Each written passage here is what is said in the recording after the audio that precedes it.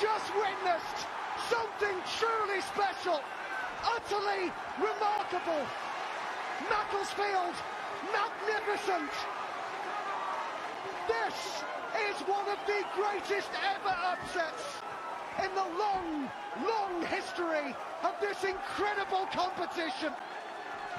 Macclesfield, of the 6th tier of English football, have dumped out Premier League Crystal Palace, the holders of the FA Cup. Welcome to Monday. Welcome to SDH AM. Welcome to Season X. I thought it was Season IX, but Jason's the one that's got the math going on. So I will trust the man and his math over my math. So welcome to Season 10 of SDH AM. John here, you there. Thanks for dropping by, as you always do. And it is, if Season 10 is going to be like any of the other seasons ahead of it, folks, it's going to be fun.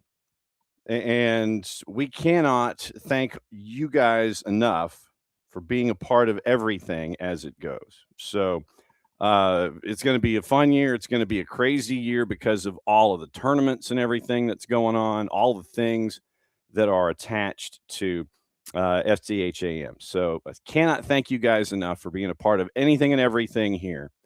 And it was wild, to think about where, and I guess this technically is opening kickoff, brought to us by our friends at Morning Espresso. And it is the Morning Espresso is where Jason gets to start your day and let you know what's going on. And it is anything and everything from here, overseas, you name it.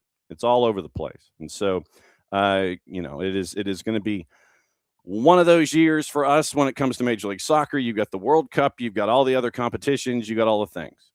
And it's going to be happening here in this hemisphere, and we are going to endeavor to bring all of it to you as best we can. So let's have fun.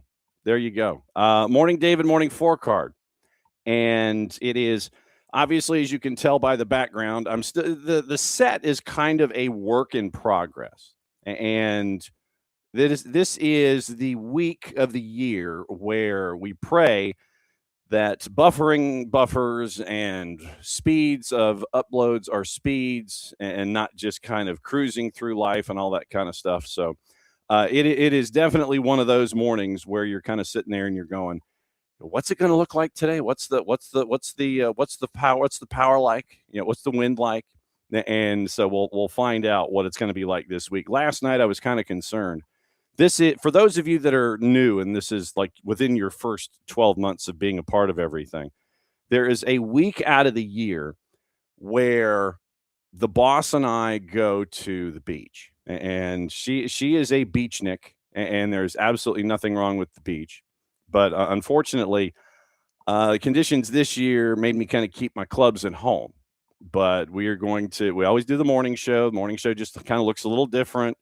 And it is, it is kind of Art Deco-y in a way because of where we are. So basically, this week out of the year, or any week that is attached to January 12th, where that falls into this week, then that's why we're here. And it is technically today our anniversary. So we do the show in the morning. We got a couple of things this afternoon, and the boss and I celebrate our anniversary tonight. And it is our, how many? 13.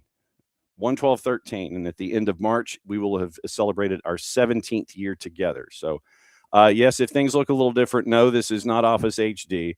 This is the way that we get to stare at the Gulf for a week. So we'll be doing the show from here. Morning, Alex. And so we'll be doing the show from here this week. And it is no different other than the background. Let me give you the breakdown of the week and how things lay out. We do have some news from Atlanta United this morning, and we'll get into that. So the way things are going to look this week. That's the wrong notebook. All right. So notebook is over here. Okay.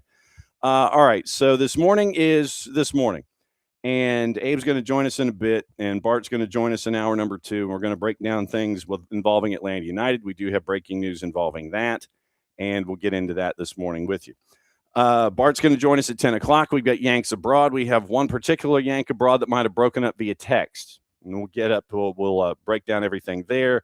Bart also has some stuff involving women's national team, and I had a philosophical question about serious foul play.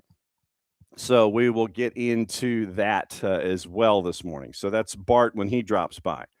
And we might be able to hear from Maddie at the Children's Healthcare of Atlanta Training Ground. Don't know what the schedule kind of is for day number 1. I think you get to hear from Miguel Almiron as a part of today. And Tata Martino is set to speak on Wednesday. So we'll have that as a part of the breakdown as well. So we'll kind of keep an eye out on all the socials for us here at SDH, because Maddie and Sophia are up there, and they'll give you the breakdown of day number 1 as pitchers and catchers report for Atlanta United here in 2026. And we'll talk to Abe about Atlanta United. We'll talk to Bart about Atlanta United, expectations, hopes, all those things. All right. Tomorrow, we get to catch up with our old friend Steve Cook. And we are catching up with him this afternoon, and he's up at Lexington SC, and he's got like 19 different plates that he's spinning at the moment. And we're going to kind of catch up with him and find out about him, including one initiative at Lexington that's really, really cool. And so we'll catch up with Steve this afternoon, and we'll play that for you tomorrow. Also, our coverage beginning of the OFC Pro League continues. We get to have an interview with New Zealand 15 hours ahead. That's going to be later this afternoon, and that'll be on tomorrow's show as well. So that is Tuesday. High school roundtable on Wednesday with our friends down in South Georgia. Find out what happened with the clinic that we talked about that was happening on Saturday. See what the lessons are, concerns, all those kinds of things. Busiest man in the Northeast, Dylan Butler, hopefully joining us on Wednesday. Nate Miller, the head coach of AC Boise, joining us on Wednesday as well. Power Hour in hour number 2 with Nino and Nico. That is on Thursday, and then hopefully that'll set us up for Friday. We are chasing some guests overseas, and we're hoping that we can have them on later in the week. So, morning, Ricky, and it is that time where it is time to head to our friends at Colony Square, and we get to find out what's going on with Abe Gordon and find out what is on Abe's mind as we get ready for yet another week here on SDH AM. And so we bring in Abe Gordon. Good morning, sir, and welcome to Season X of SDH and SDH AM, my friend. Yeah, it's one I'm looking forward to. Obviously, you've had a couple back-to-back disappointing seasons that came off of the heels of, or at least disappointing regular seasons going back to even 2 years ago when you made a nice run in the playoffs. And so it kind of is a fresh feeling a decade in. It kind of feels that way, kind of a couple of things going back to the beginning and what worked. Miggy is here. Tata is here. And certainly those were important moments in the first couple of steps of Atlanta United. And you guys certainly doing stuff well before them. But, it's 10 years in. I mean, what an accomplishment for you guys. Crazy to think about it, and it's like, yeah, maybe we should do something. And Jason was dead on. We do have breaking news out of Atlanta United to start your segment, sir. Atlanta United has announced that they have re-signed Ronald Hernandez to a contract through 26 with an option for 27. Last season, Ronald set MLS career highs in matches played, starts 21 and 16 minutes played, just over 1,300. We remember the game-winning goal that he scored in Nashville back on August 30. 75 appearances in his MLS career for Atlanta United, played multiple positions since 21. And so now I believe that makes Ronald the longest tenured Atlanta United player. So Ronald Hernandez re-signed for 26. Dig it. What's when you Yeah, he's a really nice piece. And I think the question the question's kind of the role, right? Like, are you bringing him in to start? Is that something that you're looking at? Because I think he's great in terms of his positional flexibility and what you can trust him to do. But I don't know if I would immediately thrust him into the starting lineup. You've got obviously some new guys along the back line. You've got some returners along the back line. You've got some injured guys maybe coming back from injury along the back line. Maybe a couple of guys who had been with the twos that we saw here or there along the back line. And so it'll be really interesting. But I think he's a really nice glue guy. He's just a utility man that can do so many things positively for your club, and has been pressed into it in the last couple of years due to injury. So it's a nice safety net. It really is. I think he's a starting quality guy who you probably don't rely on to start, and that's a good thing to have. Yeah, with the transactions in the offseason and the ones that have been linked to Atlanta United, right now you have at the back you're looking at you're looking at the recent transactions that have helped you out. You're looking, I think, specifically at right back where you have that instant replacement for Brooks Lennon, but Ronald, you can have him in at left back. You can have him in as a back part of your center backs. If you go back back five, he's played right back. He is not afraid to sit there and engage when it comes to going up the right-hand side if he's asked to. So, yeah, you mentioned Swiss Army knives, and Swiss Army knives in a cap league are never a bad thing to have.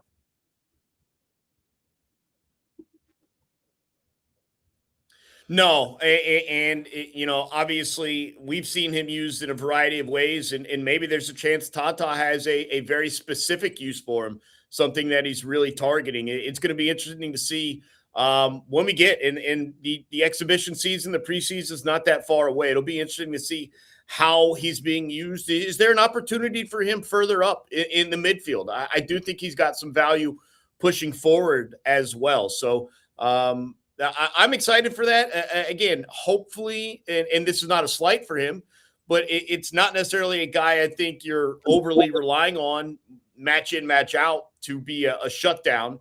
I think the fact that you have him in a variety of roles is important. Yeah, and the name I was trying to think of was Thomas Jakob. Thomas Jakob, I think, is penciled in as your U22 right back. And so you look at technically the back line, you're looking at Amador, Barakal, DCQ, Dominic Chunquet, Matt Edwards, Ronald, Stian Gregerson, Thomas Jakob, and Am Mihai, and Caden Moore. So that, to me, when it comes to your defense, I think that's a solid base to look at because, you look at Pedro Amador, obviously he's looking to rebound from a 25 that was not his 24 season. Then you look at Barakal, who's on loan. Obviously, you're looking for more minutes from him. Dominic Chongqui, you're looking for him once again having another season at left back where he's becoming more and more comfortable with first team play. Matt Edwards coming off injury. If Matt is, one of your center backs or your right back, or once again a part of that activity on the right hand side that you're looking at there. We talked about Ronald. Stian Gregerson, you're looking for him to be healthy over the span of the season and not be up, down, up, down, up, down. Thomas Jakob, obviously a new face, and Am Mihai, we've seen that he's not afraid of anybody coming across his path. You want to do a drag route across the middle, and Am Mihai is going to meet you there. It's kind of that fun kind of corner that you're looking for. And then Caden Moore looking for reps, obviously, for the first team and possibly for the twos, wherever Caden fits in. So you've got a bunch of different pieces that can be in a bunch of different places, and Ronald, once again, can sit there and he can be your swing guy when you're looking at all that stuff. When you look at that back line, was I close when it came to what you were thinking about here in 26?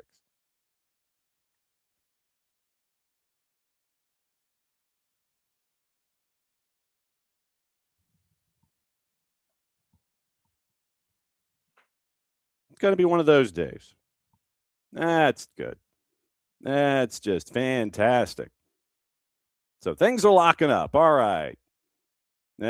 I'm anticipating that this is going to be kind of the way this season, or this week anyway, where it's going to be bits and pieces and trying to figure out how things are going to fit and what the upload speeds are going to be. So I think that nothing like a Monday when you're trying to figure out what it's going to look like this season. But yeah, with the current 9 defenders that are there for Atlanta United, and Abe, I'm going to apologize off the top because, like I said, I'm staring at the Gulf off to my left. So upload speeds and whether or not the Wi-Fi here at the Casa of the week is going to behave. I apologize for that. I think it's actually mine here at work. I don't know what was going on. So I think you're good. It looks like you're in a bed and breakfast in New Hampshire. That's what I would have. Yeah, that's what I would have targeted you as. So no, I think it's on my end, unfortunately. So you're good. But no, I was mentioning the 9 guys that we currently have on the roster on defense. And obviously we mentioned Ronald as that Swiss Army knife, but all of the different guys that are there currently on the roster, you look at a guy like Pedro, he's trying to have a rebound year. Steon's trying to have a rebound year. Matt Edwards coming off of injury. You want Steon to sit there and be healthy for the entire time. Guys are getting older and more experienced and hopefully looking for more first-team minutes, whether you're talking about Dominic Jonqui or Caden Moore. Barakal, you're looking for him to kind of become more integrated. So how these 9 guys are going to be there, and you know, obviously in Mihai and players like that, you have these 9 guys. And to your point, I'm interested to see where Tata Martino sees these guys here in this first part of training camp as pitchers and catchers report today. Well, I think the other aspect you got to think of is what is Tata going to be asking these guys to do differently from what Dyla or anyone before him was maybe asking them to do? Is it take more chances and leave their center backs more one-on-ones and get up the field? And is that certainly the strengths of a Pedro Amador or Thomas Jacob, or is that something better for Matt Edwards or whomever it may be? And so I think it's going to be really interesting to see what it looks like from the back in terms of the aggression, pushing up the field, supporting the midfield, sending balls in, stuff like that, mixed with, are we locking it down in the back? This is a team that has not scored enough goals in the past couple of seasons, right? And so how do you get that to be the case? How are you more dangerous moving forward? Do you have to commit more guys? Or is it a different play style and maybe figuring out some things? And if you are committing more guys, what does that mean for your right back, for your left back, and even for the center backs, maybe playing, further up the field as well? And also, what does that mean in terms of individual defending, risk-taking, stuff like that? And so, like, a lot of it, again, there's going to be so much change, in my opinion, in terms of how it looks, but there's not that much change, in my opinion, in terms of the personnel. And so now you've got to kind of reassess some of the young guys that you talk about, even some of the mainstays that you talk about, and say, is this guy the best for what we're now asking him to do, even though maybe they were brought in to do something a little bit different? And for guys you mentioned, Steon Gregerson, I think is the perfect one to discuss. If he can stay healthy, he's looked very good. He has not been able to stay healthy. Now that hopefully he can stay healthy, is he going to look as good being asked to do maybe something the same, but maybe something different? And I think you go across the board for all of them and ask that exact same question. Is Mihai good enough for what you are asking him to do or what you were asking him to do? Same with Matt Edwards and Jacob and Pedro Amador and the whole group of them. And so you do kind of need 7, 8, 9 guys to assess and say, all right, I know this guy may be making more money or maybe better at this aspect of the game, but here's what we actually need from this position. And so now you have a number of guys that can kind of give you a good look to say, here's our best back line, here's our best defensive midfield, here's what we want to do. And I don't have the answer. Like, I know we've seen from Tata in years past what it looks like, both in Atlanta and elsewhere. But even Tata is not going to be so stubborn as to not modify his ideal plan a little bit based on whatever personnel he has. And so I'm fascinated to see what he wants to do and who he's going to do it with. All right. So then we mentioned the defense. Let's go to the midfield, and I want to break this down with you here. So you're looking technically, and this is just how it's designated by position, not necessarily what they do. So the 11 midfielders currently on the roster: Miggy, Alzate, Jay Fortune, Saba, Alexi, Mosqueda, who's on loan, and so he's kind of just off to the side, even though he's occupying a U22 till the end of the fiscal year. Tristan Muyumba, Santi Pita, Will Riley, Cooper Sanchez, Aiden Torres. With Miggy, obviously, you're looking for an off season, hopefully, to turn the engine back over and get to where Miggy can be as a player in his early 30s. You look at Alzate, you're looking for him to be that 6 that you were looking at last year. You want Jay Fortune to come back healthy, and you can continue to curse the Saudi Arabian national team up and down and sideways 3 days a week. Saba, you're looking for an increase in production. Alexi, you saw how Alexi could integrate, and he was kind of your point guard. You're looking for more higher numbers from your point guard coming up this year and all of that. Tristan Muyumba, an up and down season. Santi Pita, I'm looking forward to seeing how he integrates. Probably going to be spending more time with the 2s.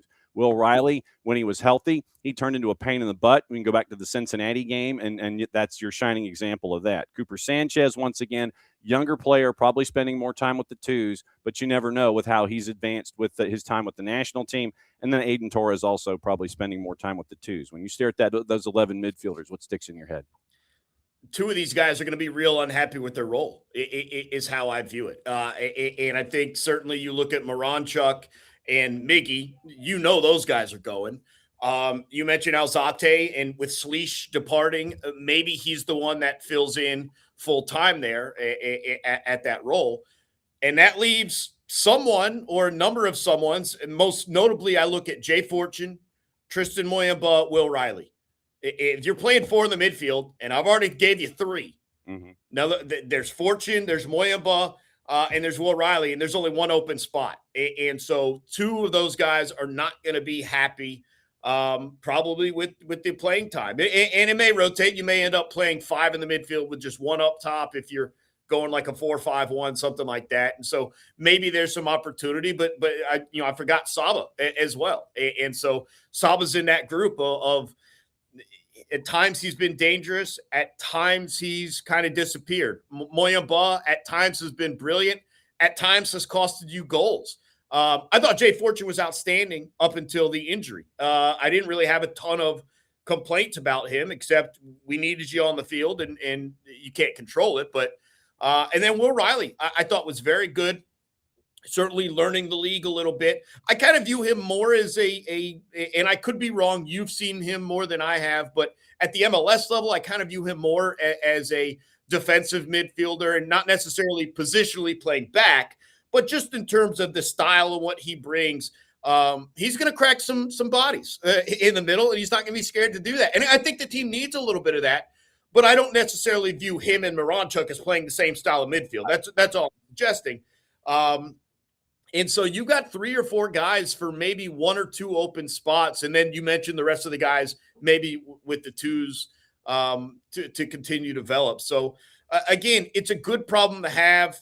You've got to stay healthy. I really want to see, and we talked about it over the course of last year, John, I want to see Matt Edwards and Jay Fortune stay healthy and just see what they can do. More than anyone else on the roster, I want to see those 2 guys in the starting lineup. I've been very intrigued by Dom Chong-Qui, but I'd rather see Matt Edwards. I'm very intrigued by Will Riley for sure, but I'd rather see Jay Fortune. I think these are 2 really backbone-ish pieces that have shown themselves to be valuable. And I just need those 2 guys to stay healthy, and I'd like to see them in the lineup. And again, it all comes down to what Tata's going to be asking each member of this team to do, because I thought they were very good in Dyla's system. What do they look like in Tata's? All right, so let's go up top. Obviously, Ashton Gordon's been loaned out to Chattanooga FC, so we'll be seeing him in MLS Next Pro. That's going to be interesting going up against Ashton Gordon with Atlanta United too, with that rivalry. You've got Luke Brennan, Latte Lot, Jamal, and Cayman Togashi. We know what Togashi brings to the table. Togashi is, you go to the bullpen, time to bring you in. Spot start, multiple competitions, what have you. Luke Brennan, we got to see what he's capable of doing on the wings. Also got to see that with the national team. Now you're looking at Latte Lot and Jamal. I yield the floor. I will put it this way, John. I'll put it this way. The contract cannot be the decision maker in this discussion. Mm-hmm. I understand that if you're looking from a business perspective, Latte Loth is starting over Jamal Tiare. And maybe he should. But last year, he was completely disconnected from the entire midfield and from the entire attack. Now, it's a different system. And so you take a look at it with Tata. Can he do what he was brought here to do, which is score goals? But if he's disconnected again, I'm not running him out there just because he happens to be healthy right now. I think we saw Jamal Tiare, 1, be dangerous and 2, be involved. I don't care. And again, I don't own the team. I'm not the GM or the director of sport, whatever. I don't care. I need the guy who's out there to be impactful on a game in, game out basis. And if we pay the money and Latte Loth is not being impactful, then Tiare gets the start. It's got to be that simple for me. You can't keep running a guy out there if he's not going to be involved. And again, the hope for me is that Latte Loth comes back fully healthy in a new system and is involved and is getting things done. But I'd be ready to make that change if he's not. It's that simple for me because I saw a guy in Latte Loth a year ago outside of the start where he had like 5 goals in 3 games, whatever it was. Mm-hmm. You take that off the table. What do you have? 1 goal more than I did the rest of the way, and so that's not good enough from, a guy you bring in at high money DP. And it's just not good enough, especially when you have a backup who was getting the job done in a variety of ways, including in ways that you don't count on Latte Loth. Tiare's defending. He's dropping back into the midfield. He's running 8 miles. You know what I mean? And so, again, the money is the money. I understand that. If that's what gets him the first shot, then fine. But at some point early in the season, if he's not getting it done and it doesn't look right, then make the change. You can't just running him out there because he's got a contract. That's not good enough. And quite frankly, I think Tata is a sort of powerful voice that can make that call, right? That no one's going to sit here and tell Tata Martino, hey, we paid him this guy, so you got to play him. No. Tata, in his words, I'm sure, maybe a little bit different than how I'll say it, to say this guy's not scored goals for us, and so we need someone who will. And if that's the discussion, then so be it. In terms of Luke Brennan, I thought he was very good on the left. I think he's very dangerous. I'd like to continue seeing him develop as well, but he's got to stay confident. That's his thing. You're on the field to run at guys and make guys look stupid. And he did that a fair enough amount. And so I think there's opportunity for him as well. All right, that's the early rundown as pitchers and catchers report for Atlanta United, the Children's Healthcare of Atlanta Training Ground. Great to see you, my friend. It's the beginning of season 10 for us and with Atlanta United. Thanks for being the part that you always are. We'll catch up with you soon, my friend. Thanks for dropping by. Yeah, it's cold out there, so make sure they get their leggings on. Make sure you're wearing your arm sleeves. Protect the muscles. We don't want to start this season with any setbacks. So I know they got a great training staff, but maybe an indoor practice or 2 wouldn't be the worst thing here. As the temperature is below freezing this morning. Yeah, they need to take advice from a guy who likes to run out in these conditions. So look, I ran this morning. I did wear calf sleeves. Oh. That's my like middle ground. It was like, I won't wear long pants. I'll get too hot. I wore a short sleeve shirt.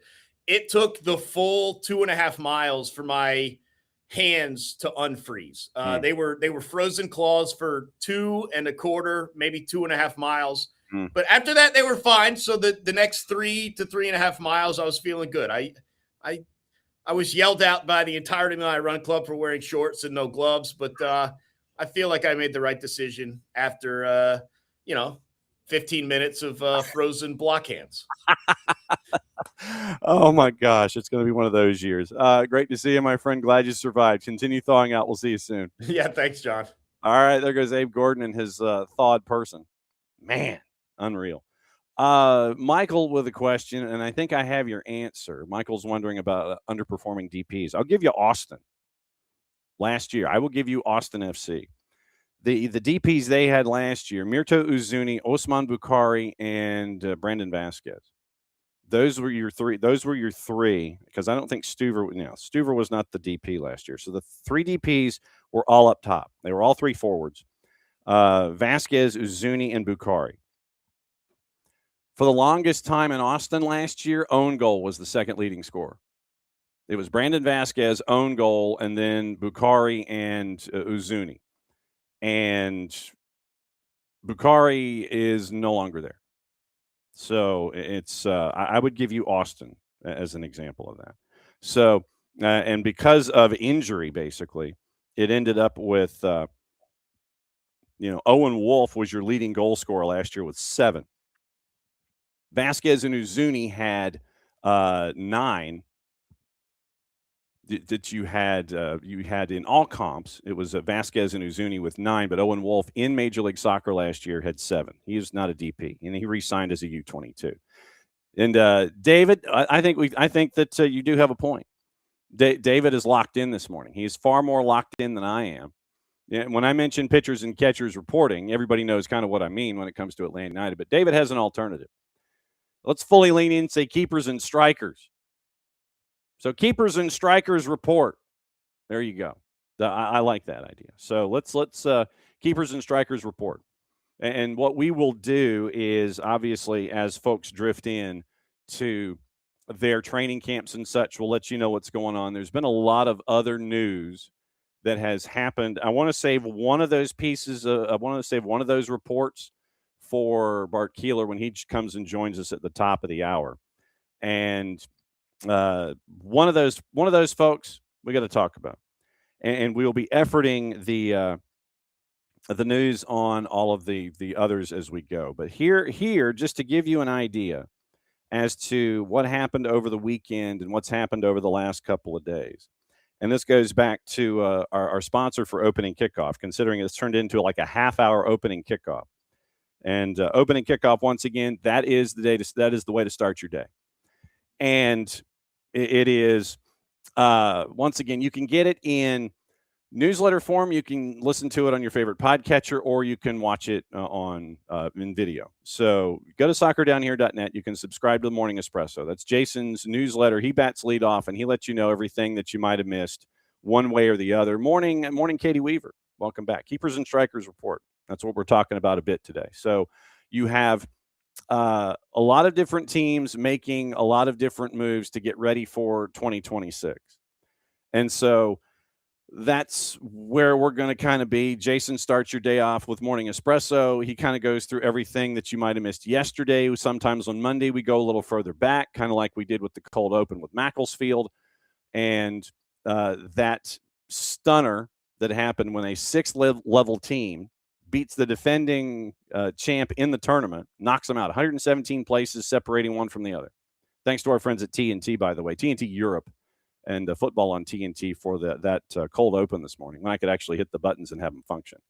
So Morning Espresso kind of lays everything out for you and gets you ready for the day. And then that's when we hop in.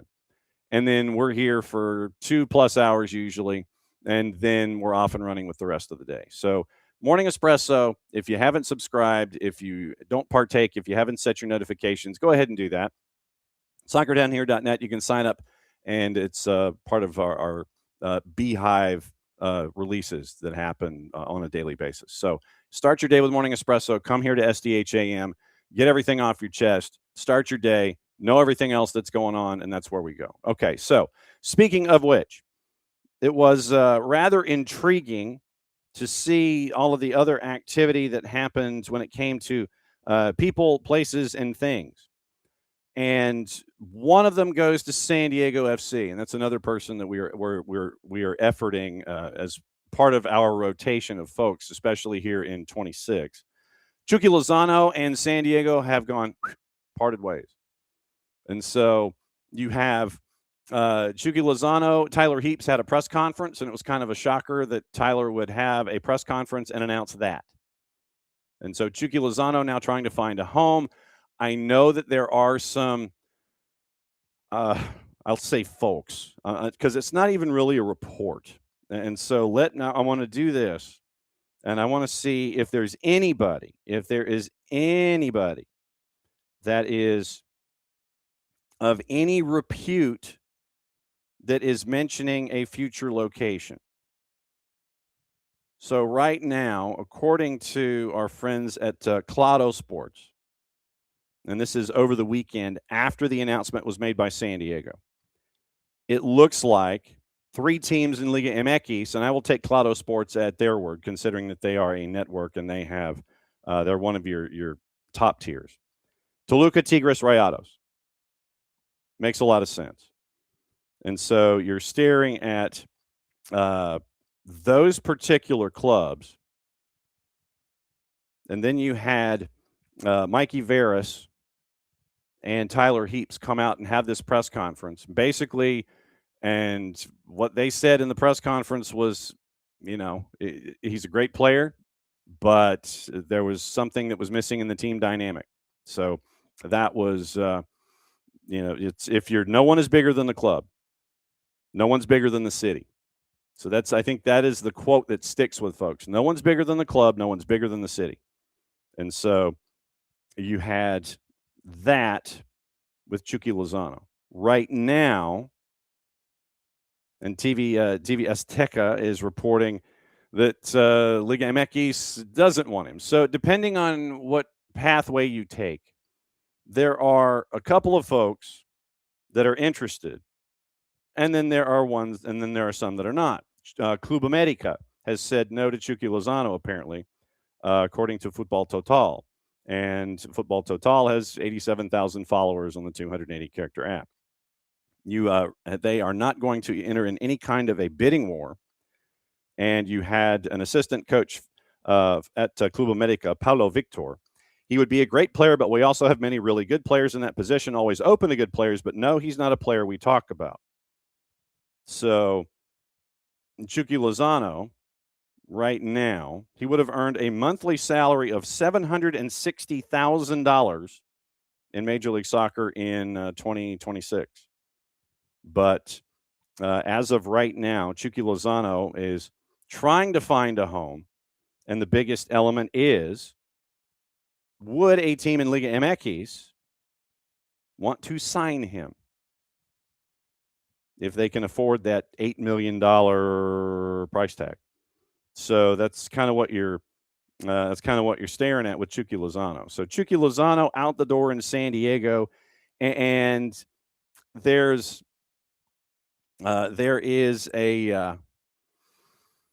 where Chucky Lozano is concerned, it's the price tag A. And then does he fit what you're staring at? When it comes to what you're looking for, what absences do you have? Do you want to create some kind of a competition when it comes to your striker? So then what do you do with Chucky Lozano? That is probably the other element in this. Can you afford him, A? Because literally you're staring at what? $8.5 million? So would you sit on a Chucky Lozano and have that as a price tag that you would sit there and go, yeah, I'm comfortable with that? Very few teams in Major League Soccer are comfortable with that kind of a price tag. You'd really have to be comfortable with that price tag. So just to double check, I'm going to check the salary guide from last year because I want to double check the Chucky Lozano price tag and what he was for. Okay, so last season, base salary of $6 million, guaranteed compensation $7,600,000 1/3. So you'd really have to hit that hard and want to take that hit specifically if you wanted to bring Chucky Lozano in. But if you go by what Mikey Veras and Tyler Heaps said, no one's bigger than the club. Can you afford to have that? That's the other element in the room. So Chucky Lozano looking for a home, depending on your sources. Yes, he's going to Liga MX, or no, he's not. So we'll see what happens there. Cincinnati has sold Luca Orejano to Monterrey, so probably Monterrey is not a place that they would be looking to add Chucky Lozano. Multi-million-dollar transfer, Orejano 15 and 14, and he also had 2024 MLS Goal of the Year. Red Bulls traded Daniel Edelman to St. Louis, and so you have that as another exit at Red Bulls. So Edelman and Yohan DeMay, and so you're looking at Edelman probably being an active section of the midfield for City SC. And we'll get into Ricardo Pepi coming up with Bart, top of the hour. And we'll get into the NWSL at the top of the hour as well. So there are a couple of names that are out there that are even more out there. 110.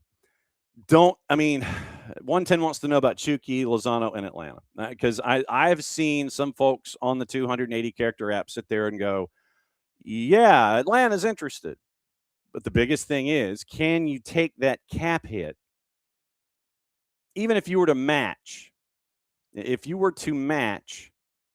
what San Diego paid Chucky Lozano last year. And like I said, I'm not talking fit. I'm not talking want. I'm not talking desire.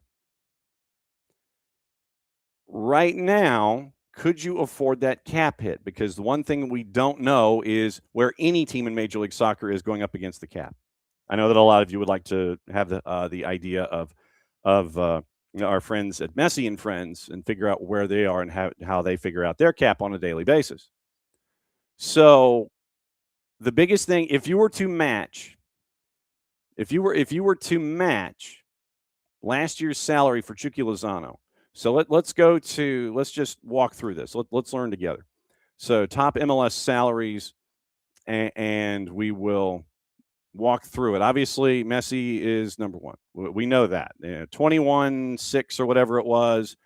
And then it was, all right, so your top 10 ranked, and this is as of October 30. This is as of Halloween, basically.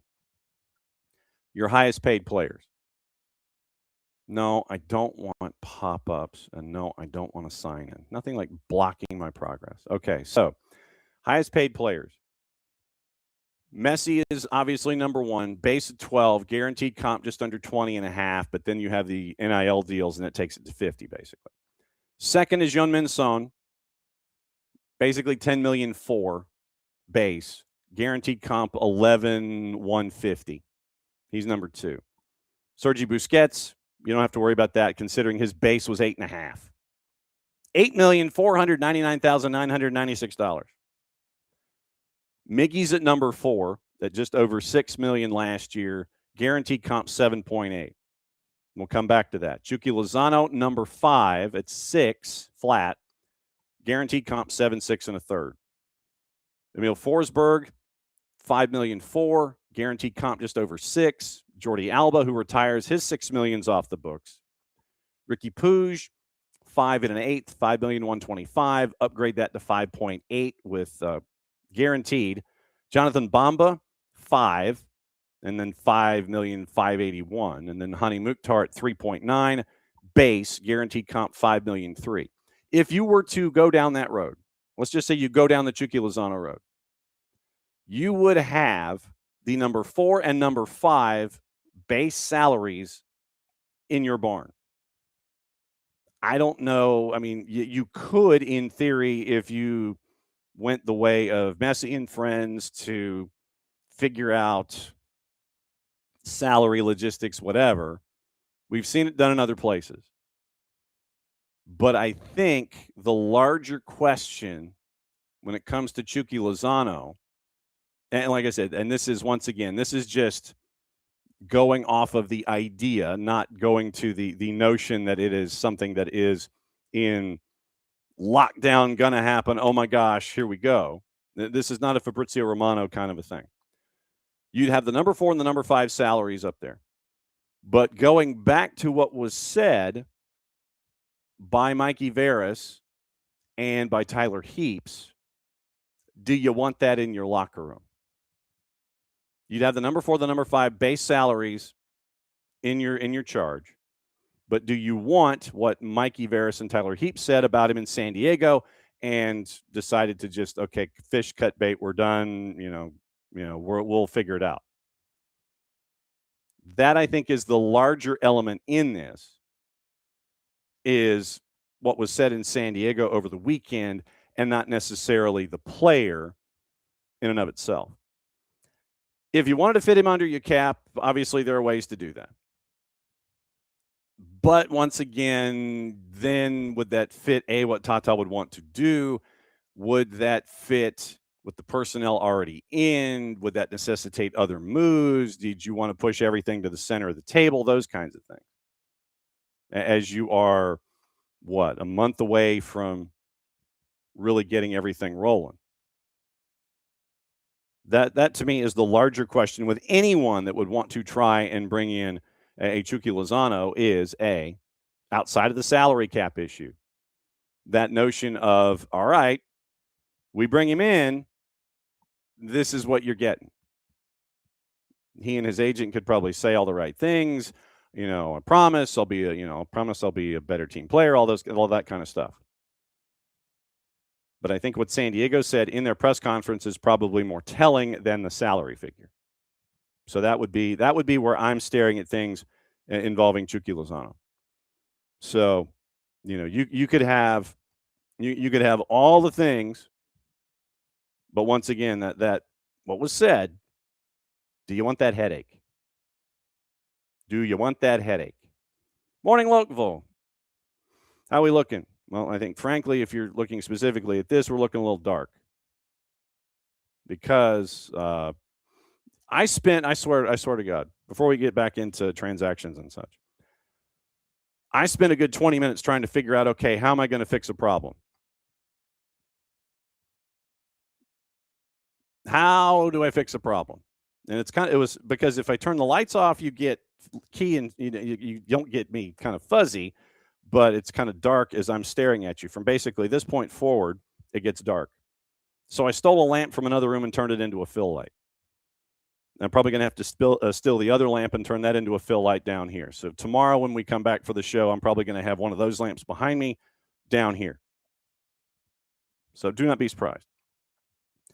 Michael, let me check because I want to see what the release said from San Diego. 2 coffee makers gave up the ghost this morning. Wow. That's really saying something. If you literally have 2 coffee makers just kind of sit there and go, nah. That's wild. Okay, so I'm in my San Diego communications. So Tyler Heath.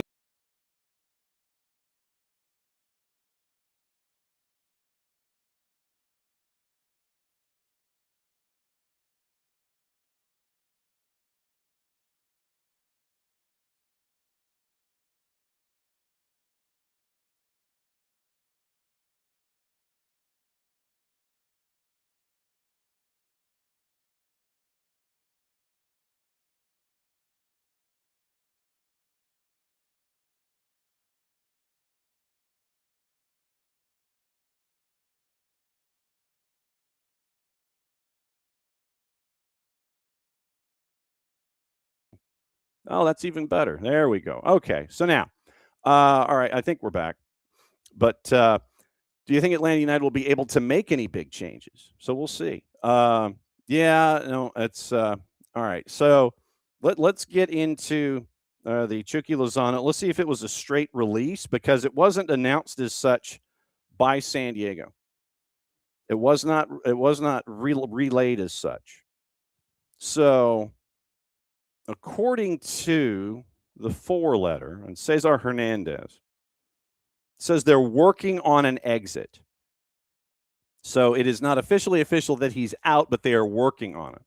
And that was why I don't have anything in an official release about Chucky exiting. I think what they're trying to do is find him a home, and then they'll make the official announcement. So they go to the press conference on the weekend. They sit there and say, okay, so he's not in our plans. Here's kind of why. And so now you're looking for a home. So Tyler Heaps, we've communicated with him and his representatives. He will not be a part of sporting plans going forward. Not a decision taken lightly. Something that was well talked through from our owners down to leadership, down to myself and Coach Mikey Veras, and has been communicated with the rest of the group. Joined on a 4-year contract through the end of 28 with 2 option years. Morning, Dell. Morning, Local. Okay. 5th highest earner in MLS last year. And so, here's how it was phrased. At the moment, we're open to anything, Tyler Heap said regarding whether the club was seeking a permanent transfer or loan for the former Serie A title winner at Napoli. And, of course, Tyler's going to sit there, and she says, quote, "We believe that a sale is best for all parties. Look, we really appreciate Irving's contributions, what he was able to contribute last year, but as the season went on, I think from a style of play fit as well as an environment, we think that it's best for both parties to find a new solution."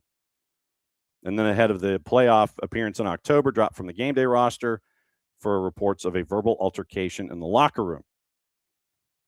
Then Tyler says it was more a wholly collective decision that we made on behalf of the group. Again, we're looking at not only short-term success, but long-term as to how this club is built for the future. So, and then Lozano needs to find a home if he is going to try and find a way and figure out what his future is going to be, especially for the national team. So technically right now, still on the roster, but he's being shopped. So nothing officially official, but he's not going to be a part of their plans. And yeah, and I mean, Michael, he started out injured, and Michael's like, yeah, it's curious because he was, he was thought of as being that great signing to go in, 11 plus 8, 31 matches last year, 7 yellow cards. So MLS September roster layout. So it was a 4-year deal. And so that's kind of where they are right now with Chucky. Morning, Jordan. Let's see. So, yes, and the rumor that the Battery are signing Miguel Berry. Yes, Dell, we saw that over the weekend. And so I thought that was interesting. And Miguel's a good dude. I think that you'll enjoy if this does, in fact, become according to Tommy Scoops, they're finalizing a deal to bring in Miguel Berry. And so that'll be the way. And Michael, yeah, if your buyout's coming, if you're the front office, why are you bad-mouthing a player that you're trying to get rid of? And remember that you also, if you are a front office, you still have your oopsie. You still have your yearly oopsie, and you could do that if you wanted to. If you found no taker, then you could use your oopsie, and then you couldn't use your oopsie on anybody else, but you could just sit there and use your my bad and go from there. So we'll keep an eye on that one, but there are another couple of transactions that I do want to get into with Bart when he comes in a couple of minutes, and we'll break everything down there. So let's see. So good morning to everybody. Glad you're here. Let me see if I've missed anybody. So morning, Michael. Morning, Jordan. Morning, Dell. Morning, Lokeville. Lokeville, how are we looking? I'm looking a little dark. Do you think Atlanta, Lokeville is asking here on the first day of training camp, able to make any big changes? I mean, and I'm going to say this just to say that by rule, I mean, anything's possible. But it's going to be up to Tata Martino and the front office as to, A, do you want to make a big move? B, does it fit under the cap? And C, what would it be? Because if we look at the roster, once again, let's look at the Atlanta United roster. You've already made moves that have helped you out under the cap, and there's also a rumored move for another player out of South America that would fit your left back situation. So right now, once again, Hibbert and Lucas Hoyos.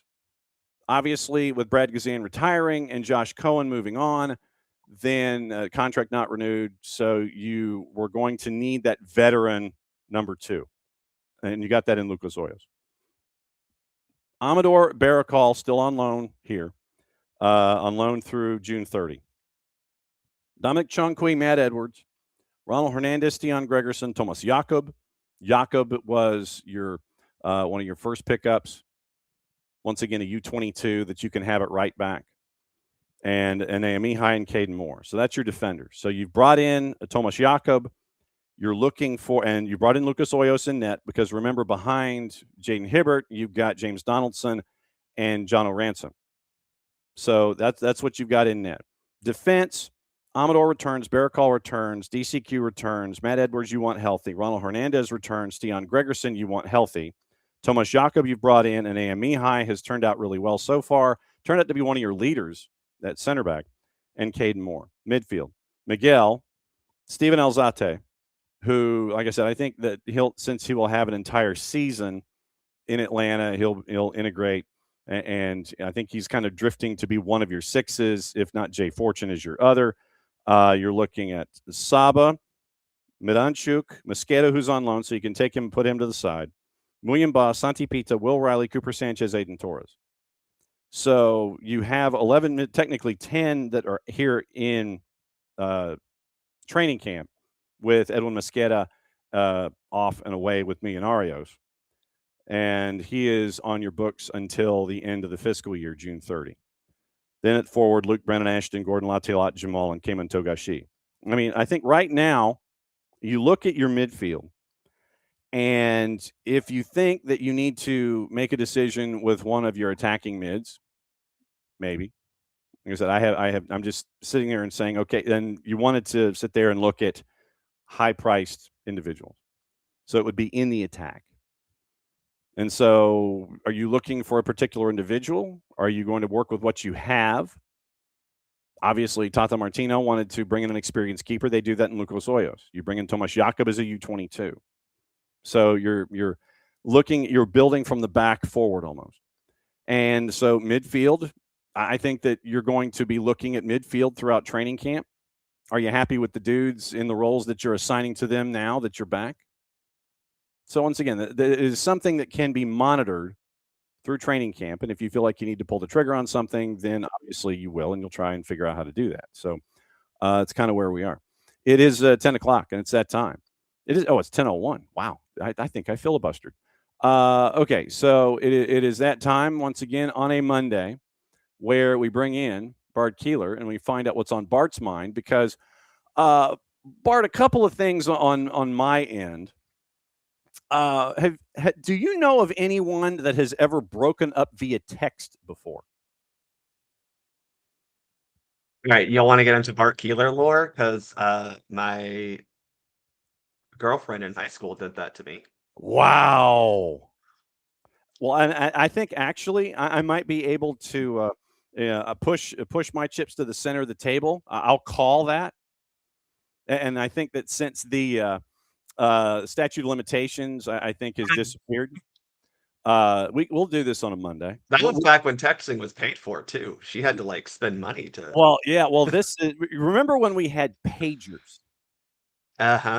So this was in the time of pagers, and I will once again fully disclose that the woman did in fact apologize after the fact after she had learned some life lessons. But when we had pagers, it's like, you're sitting there and you're trying to figure out what the numbers can do. And you sit there and you somebody 8008 and you sit there and go, one of those kind of things. I was 29 years old and this particular woman pages me and I was turning 30 the next day. So obviously you can see where this is going. So she decides that she does not want to continue seeing me. She does not want to continue going out. She pages me the day before I turned 30 to tell me this. My friends that were close to her side of the thing, they lit into her. Do you not understand what tomorrow is? She goes, yeah, I know. So literally, I have been broken up via initial page and returned phone call. So that's you wanted Bart Keeler lore. That's John Nelson lore for you, brother. But once again, wow. I will fully disclose once again that several years later, after she had some things happen in her life, she did in fact come back and apologize for that because I think making amends was one of the things that was a part of her healing process. So she did in fact loop back and make amends for that. But at the time, literally, page, return phone call. I don't think we should continue seeing each other. So that was rather unique for me at the time. And the reason that wow. So the reason that I ask you this. Was there a breakup in the soccer world recently? Is that what we've been talking about? I think there might have been. There's one here in Atlanta. That's for dang sure, unfortunately. Well, the reason that I bring this up, Dateline Norwich Norwich manager Philippe Clement revealed Josh Sargent refused to play against Walsall in the FA Cup on Sunday. Speaking after their 5-1 win in the third round, Clement revealed the American had sent him a text the night before the game to say he wasn't available. The USA International, this is from our friends at TalkSport, so this is their wording. The USA International isn't injured and could have something to do with a bid that has just been lodged by Toronto. Fabrizio Romano reports the MLS side have submitted an offer of $18 million to the Canaries for Sargent. Works out as just under £13.5 million, which would be a profit on the $8 that they spent on the summer of 21 to sign him from Werder Bremen. Club have no intention of letting him go in this window. 56 goals for Norwich, 157 appearances, 7 coming this season. Started with 5 and 4s, only scored twice in the championship since. Norwich is in a relegation battle as well. And so having Josh Sargent to be a part of that, obviously, I think is key if you're Philippe Clement. And I think I will effort that sound for tomorrow. But that was why I asked, because apparently it is being reported that Josh Sargent might have been breaking up with Norwich via text message. Well, that's awkward when they said they're not moving him this window, right? When Toronto seemed very keen on signing him. That is going to get messy, I'm sure. I mean, it's only 12 days into January. We still have many more. Plus, that's crazy. Josh needs to be careful here. He does not necessarily command that type of behavior, or he does not allow himself that type of behavior in a club like that, where he has been good. But I think, as you pointed out, they are in a relegation scrap, and it's not that he's necessarily a part of that. But if he were available a little bit more frequently, maybe they wouldn't be. But who knows? Norwich say they don't want to sell him.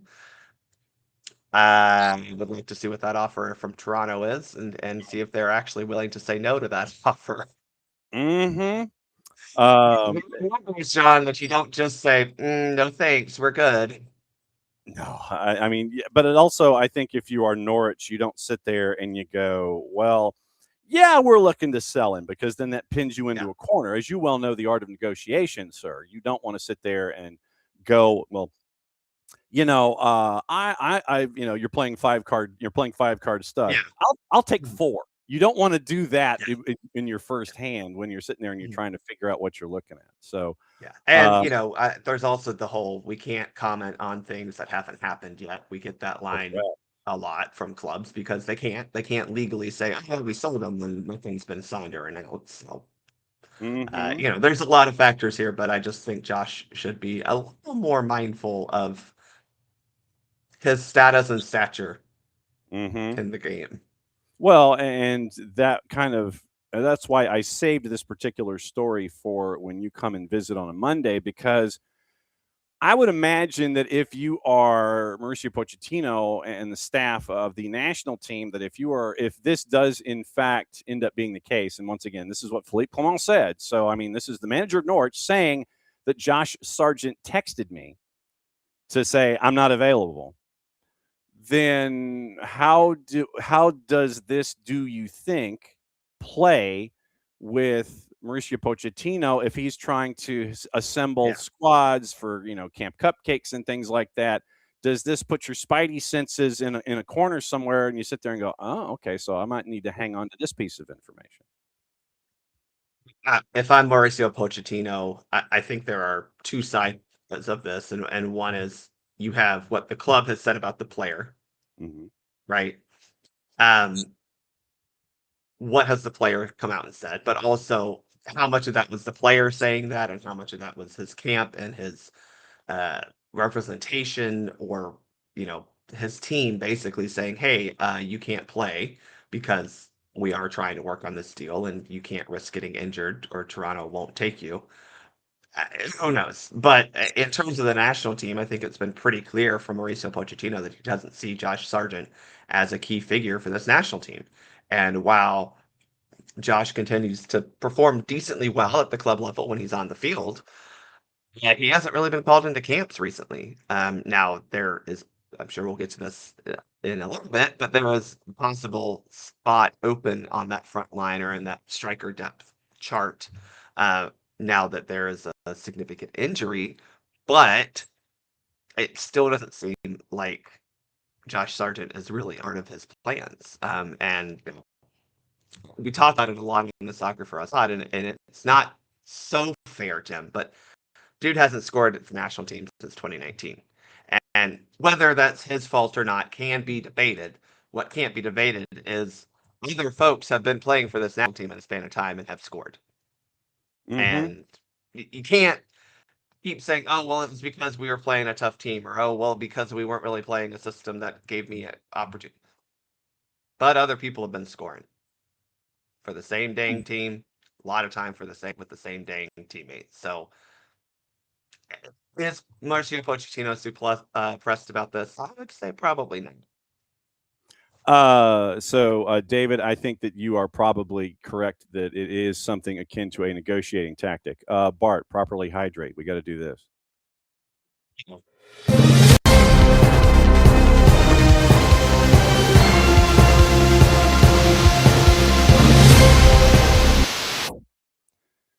Stephen Goff, Yahoo.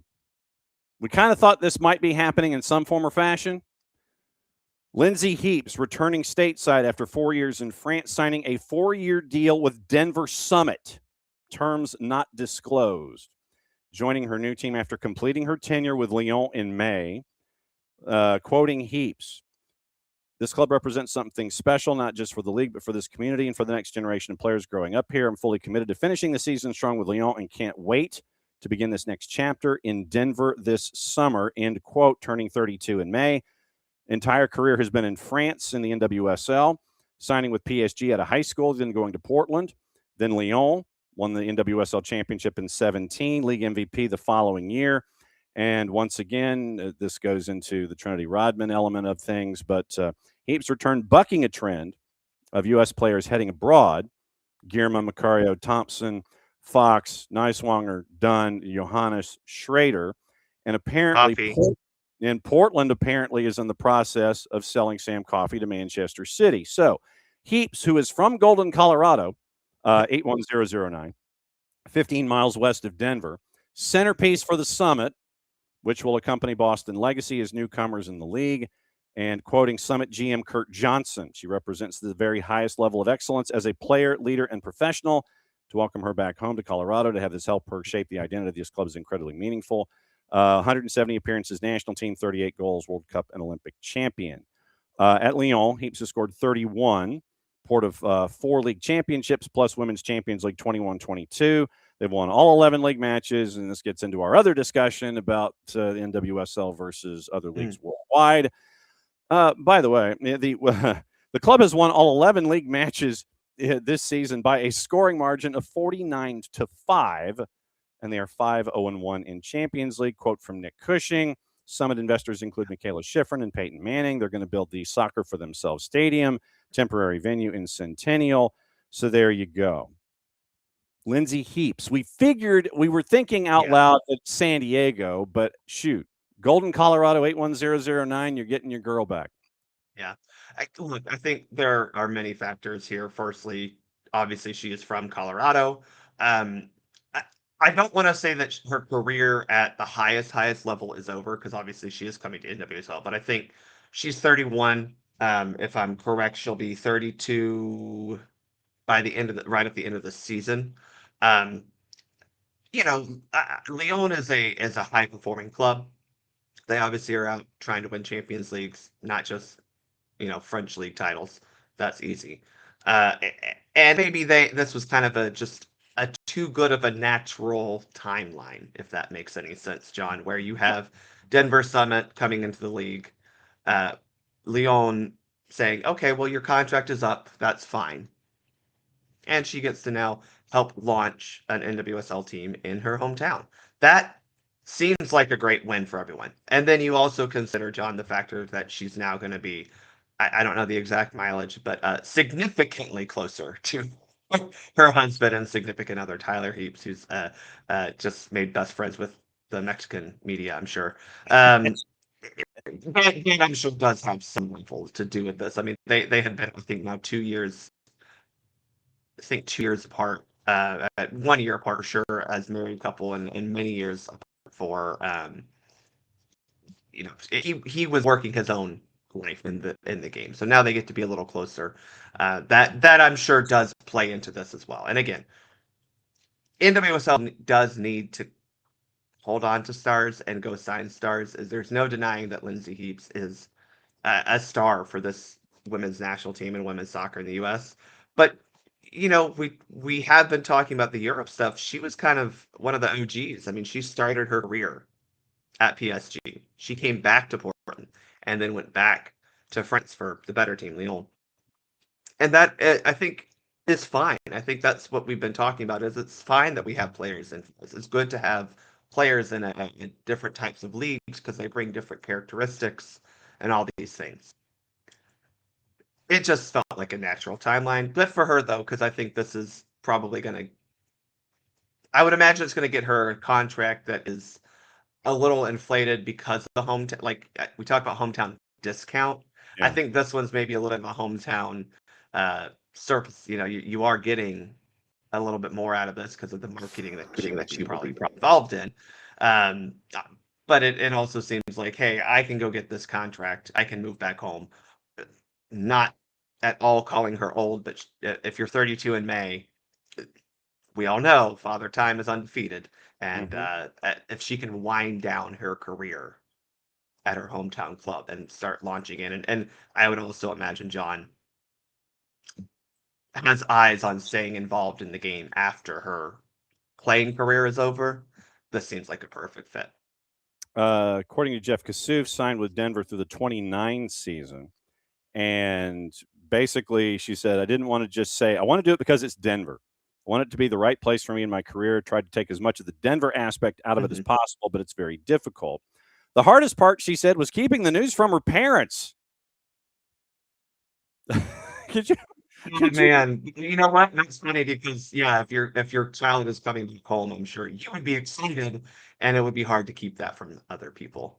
Yes. So we have a special visitor here this morning in the 10 o'clock hour. Jared Smith. We were just talking about the Mountains. Yes. And so let's see. Kurt Johnson says, felt like Lindsay was the ideal piece, worked to build a strong team as well as with the DNA of Denver and Colorado. And so ran into her in Ireland. USWNT played Ireland and Greater Denver last June. Who spoke about the project in general. And, so you've got that aspect of it. And then also you mentioned what is going on with Sam Coffey. It looks like multiple sources tell Kassouf and Emily Skio that transfer fee looks like it's going to be in Manchester City in the neighborhood of $875,000 plus potential performance add-ons in the future. So that's where we are with those two. Jarrett, sir, good morning. Hello, John. As he wanders through all of the mountain time zone for us here on the day that strikers and keepers report and all the other things that are going on. So big news. I'm excited about that.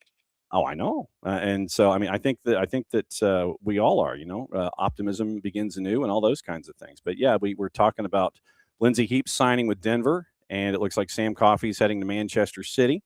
What other M&T stuff, Bart, did we have earmarked? Did we have anything else, men's national team stuff going on? Well, I alluded to it. I think we need to hit Ricardo Pepi suffers a fractured forearm while scoring. It must be said he did score the goal, which probably makes it a little less painful. I don't know. He will be out. I think they said 2 months, which seems a little. We'll see. Obviously, a forearm injury shouldn't keep someone from playing soccer necessarily, but that sucks for him because he just started getting back into the team just after a long injury. Luckily, I think this is because it's a forearm injury, even though he will be out, like the soccer part of it shouldn't be hurt. Like should be able to train and keep fit like that. So obviously we'll keep an eye on Ricardo Pepi as well. Jarrett, are those pesky mountains getting in the way this morning for you? I can't tell if it's that or my phone or something. I don't know, man. Are people calling you in the middle of a segment? They do that sometimes. It's this thing where like I think time zones are still a figment of people's imaginations. Oh yeah. So there's that. Because people will send me stuff at like, oh yeah, I'll wake up and I'll have stuff on my phone from like 5 a.m. because somebody's up at 7 and they're like, "Hey, do you see this?" Like, no, because it's 5 a.m. and I'm not a serial killer, so no, I didn't. Let's see. So David's in this morning. Bart, I can hear the Eurosnob media now, quote, NWSL is a retirement league. Hey, good for her. Might be approaching long-term post-career planning too, like you were saying. So I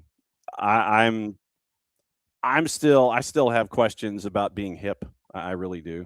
And I know that we're going to have perpetual hip questions when it comes to the NWSL. But Jarrett, since I have you, and I don't know how long we have you, we'll go ahead and dive into it. Keepers and strikers report. Optimism renews itself, as it always does in every sport, the first day of training camp when everybody shows up. What's on your mind when it comes to this particular season here in 2026? I'm actually very curious if this is a season this is kind of the last of what we know.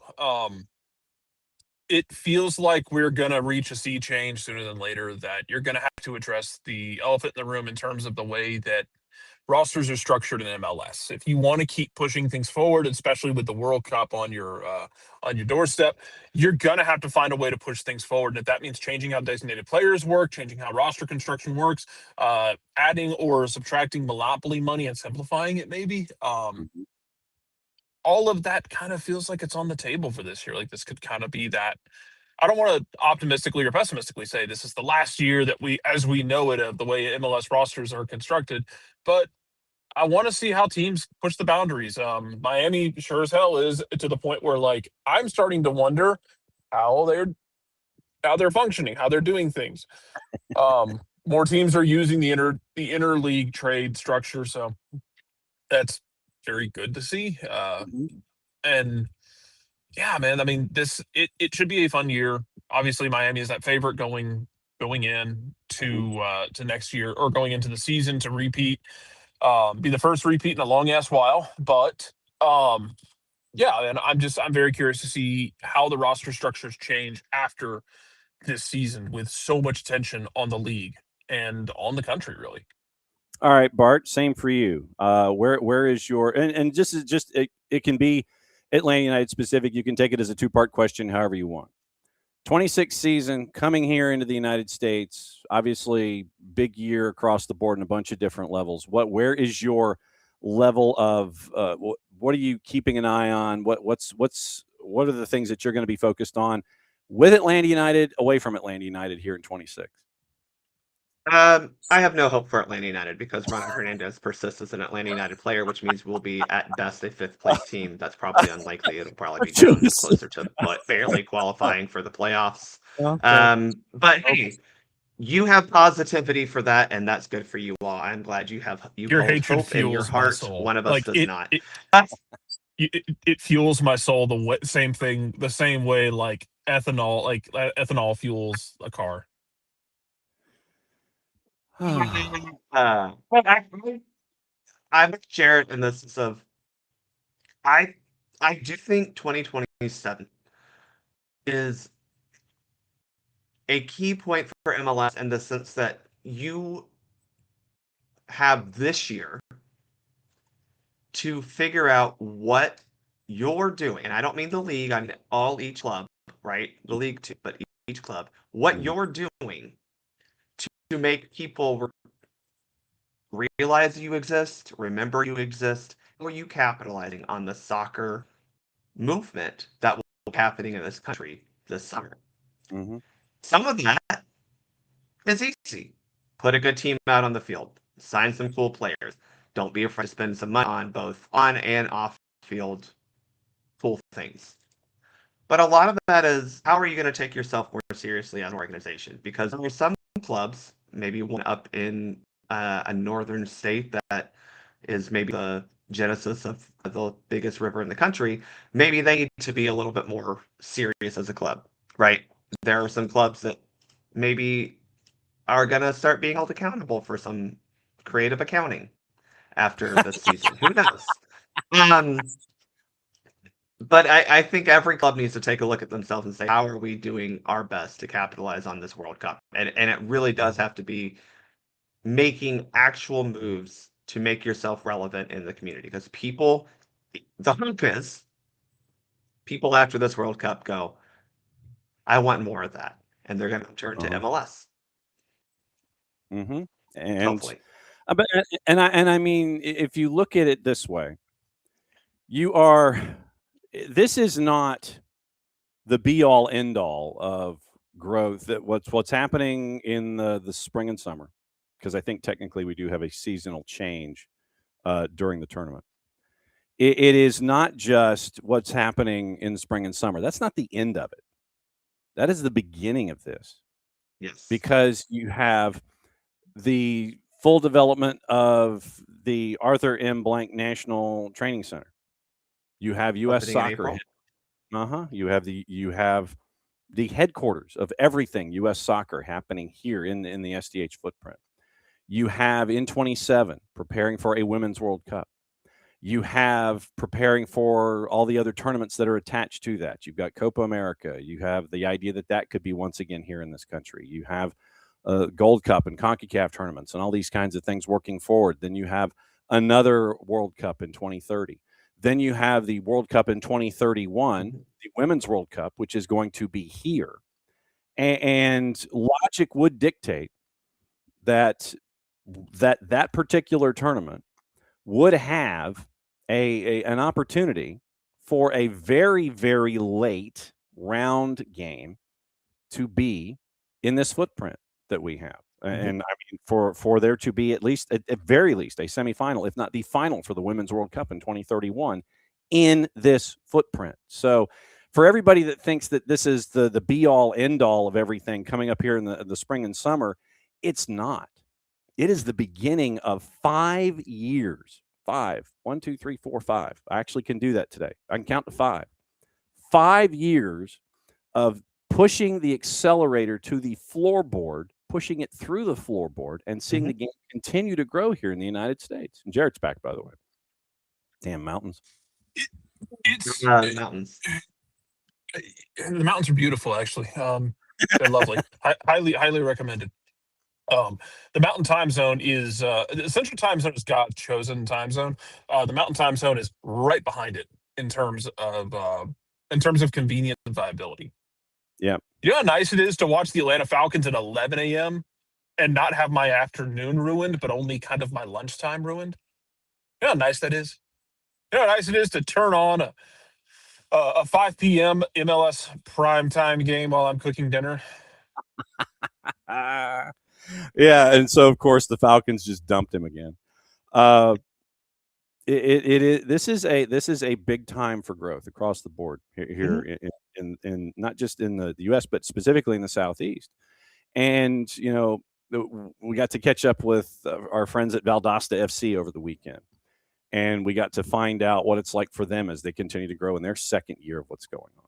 You get to see what's going on with the increase of folks in the SDH footprint that are part of the women's national team, part of success in the NWSL, part of the continued growth there when it comes to women's soccer. And you see how it's growing with men's soccer. So, no, I think that to your point and to Jarrett's, you know, before he got dumped by the mountain time zone in the mountains again. But no, I think you're spot on.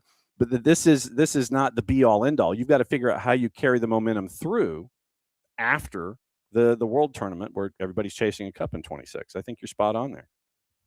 Yeah, look, first off, David, I'm sure Jarrett disassociates from Falcons games the same way I do, in that you go, okay, that's done, and you move on, because it will never get better, and it will only remain as a disappointment.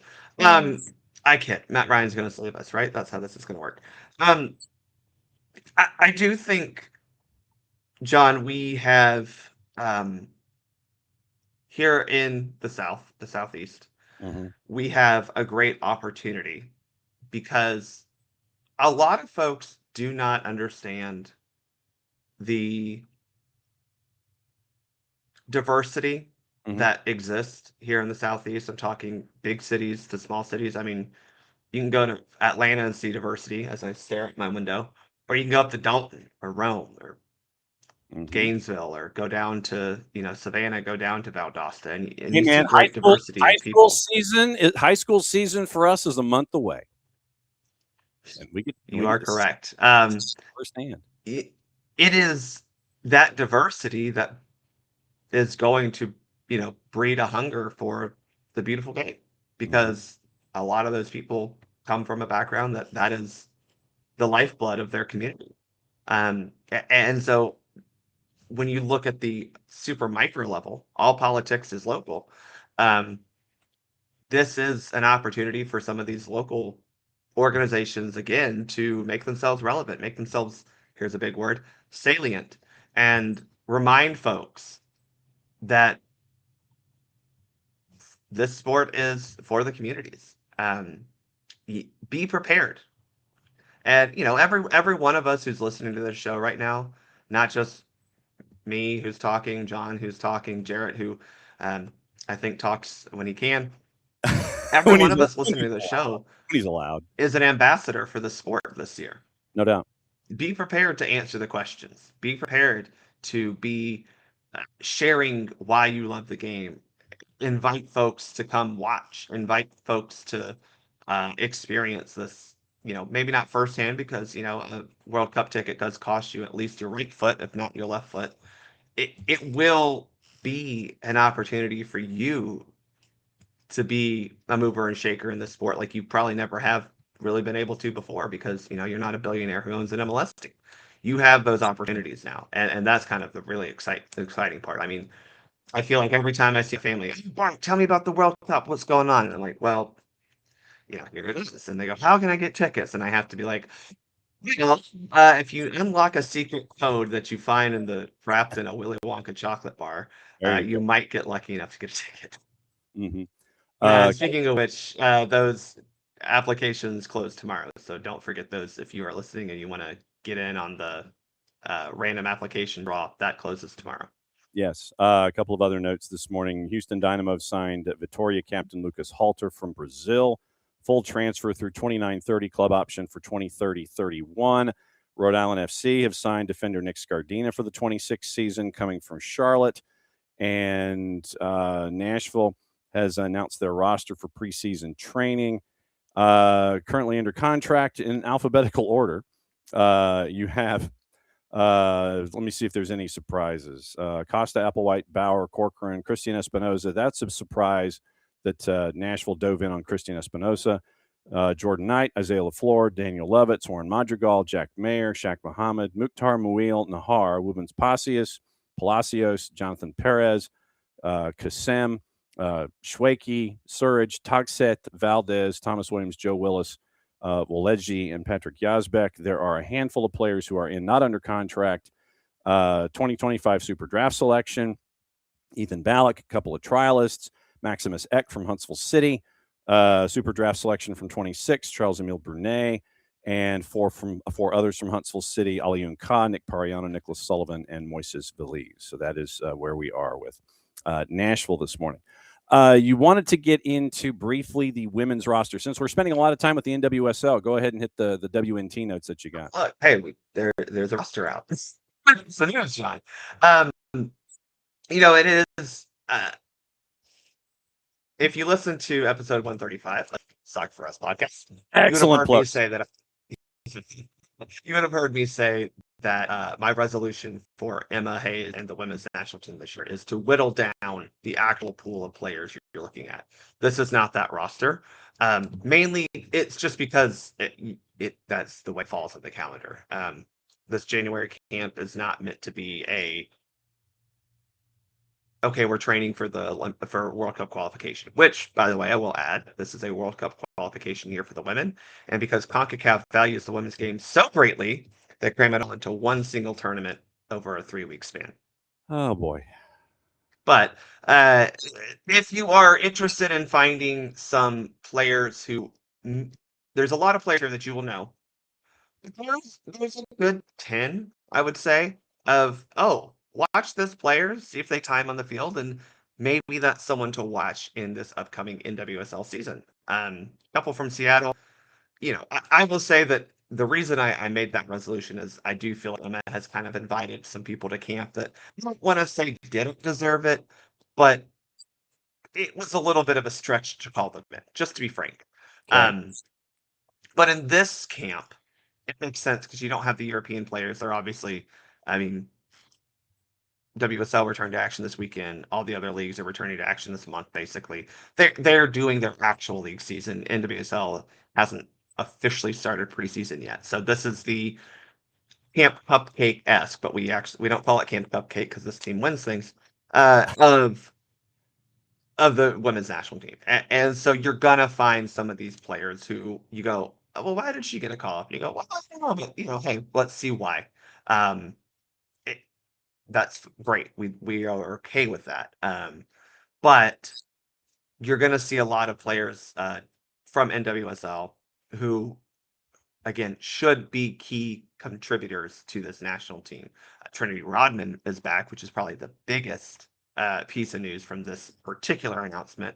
We also get Croy Bethune, which for us is great. You do see Claudia Dickey coming back again. I'm not sure where she stands in the actual depth chart, but she played a lot toward the end of the year. Again, that's because Fallon kind of was either A, hurt, or B, playing in Europe where they didn't really want to release them for these types of friendlies, or it didn't make sense to call them up.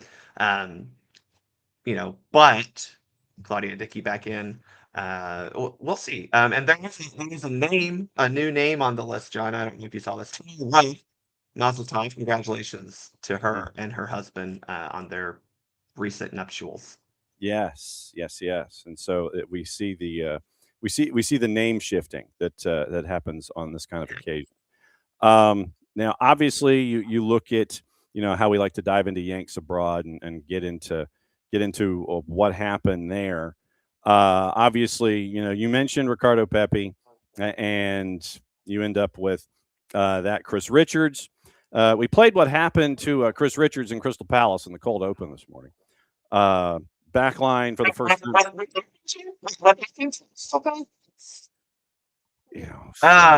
I was on the soccer field all weekend refereeing ECNL Regional League girls, so I was just so focused on doing the best job I could. I didn't have time to even check the social media and see that Crystal Palace lost to a team that no one else can pronounce outside of that city. Macclesfield, sir. And they're a Phoenix club. Well, and full disclosure, we are efforting their main owner for later this week. I love it. Okay, great.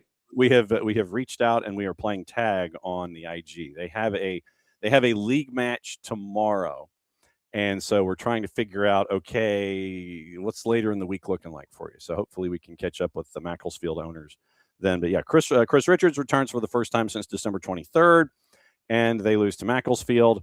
FA Cup, Aiden Morris played 90. Middlesbrough loses to Fulham. Haji Wright got 73. They lose to Stoke. Jedi gets under 24 coming off the bench in the win.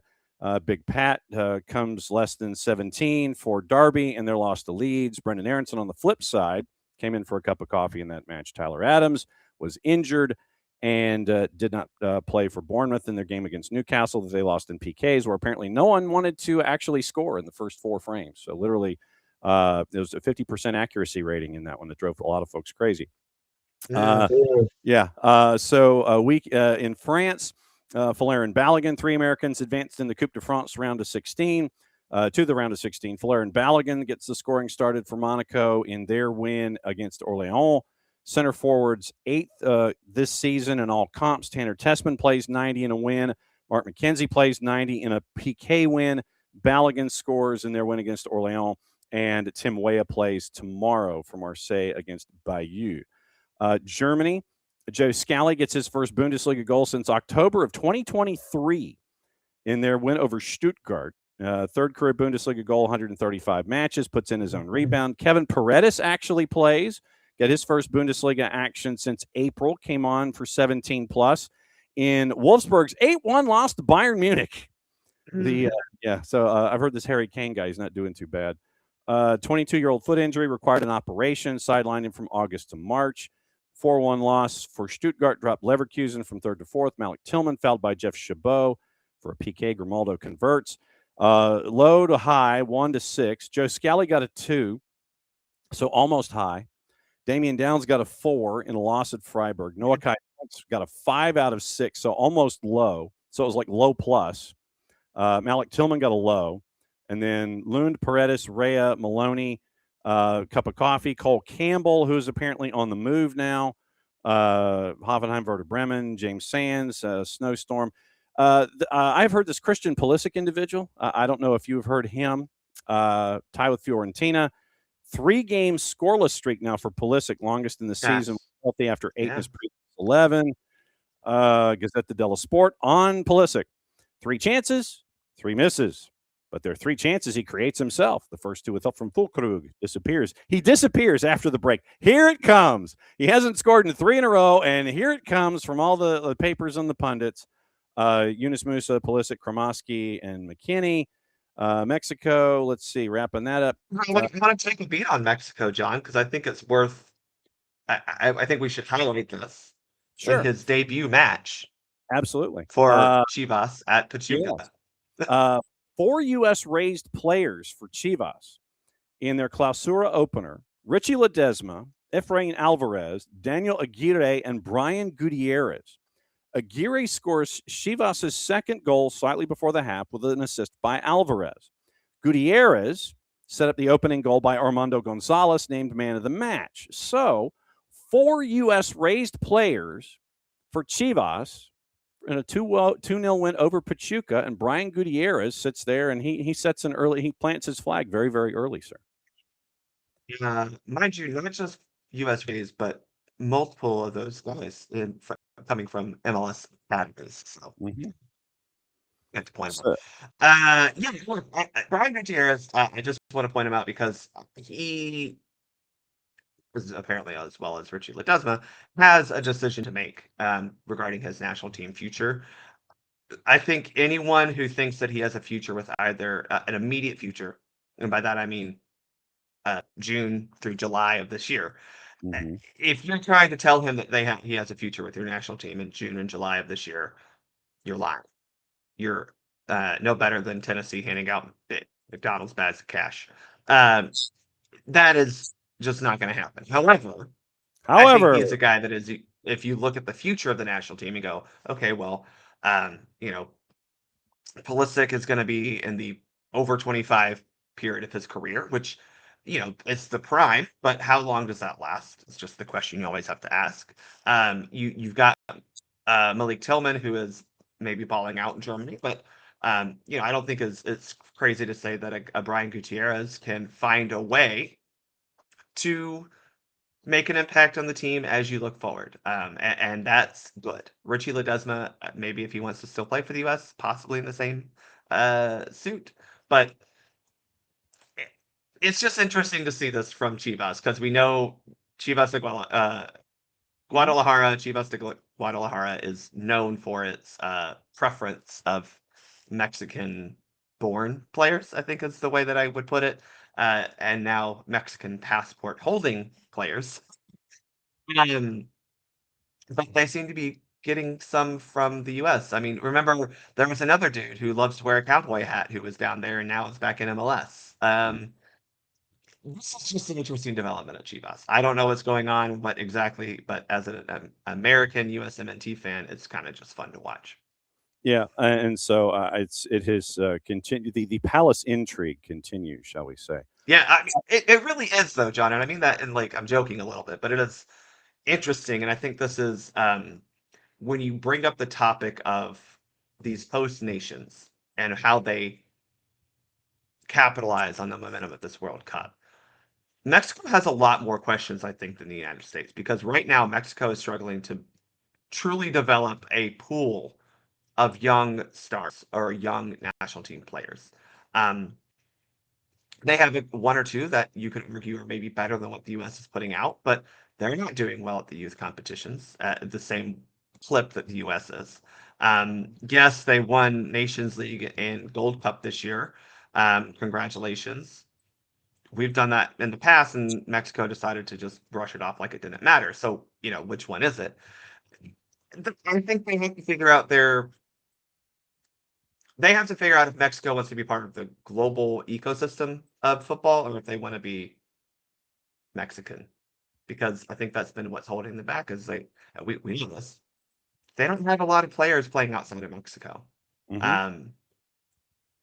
That is partially because, economically, they're great. Like, it's a perfectly good league, and the fact that players are making money, that's fine. But I think we've seen that, if you want to be a top international team, you have to have players playing in the best leagues in the world. There's a reason why France and Argentina do so well. It's because they have players playing in the best leagues in the world at some of the biggest clubs in the world, on stages at the end of the season, holding up really large trophies with a really cool anthem behind them.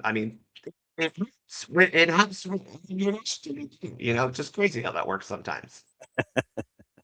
One more thing before I let you go, and thank you as always for spending added time with us, as you always do on Mondays. It comes, and this is kind of a philosophical question that comes from an action that is, frankly, it's out of control. And I've seen it twice in the last week. Once, I want to say, in Ligue 1, and then another moment that came viral this past week from Southeast Asia. When you have a player leave their feet and basically decide that they want to try and use their boot as something to kick in a door, and it ends up hitting a player flush in the chest. We saw this with I want to say Koulibaly, Monaco. And literally, you're jumping into a player, and their cleat is literally hitting them in the chest. And then in Indonesia, it was one where a team was down 4-1, and literally the player leaves his feet, does the same kind of a thing, and just the violence that was attached to it. When it comes to violent acts in general, with you and your circle of conversations and friends and fellow officials.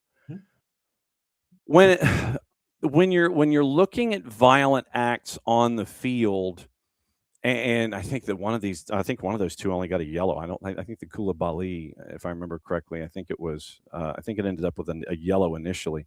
But when you have violent acts in general, can you walk me through what you're thinking as an official once you get over the shock value of seeing something like that happen in front of you, to where you navigate through your brain, this happened. And so walk me through violent acts and how you and your friends have the conversations about administering what you think is proper in these moments. And, so games don't get out of control past that point.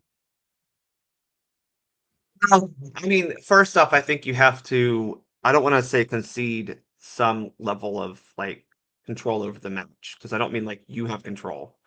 You have to understand the match will get out of control for a bit, right? If you have a violent conduct incident, which typically means something that is done outside of a soccer move, if that makes sense, right? So serious foul play is bad challenge, studs up into the knee.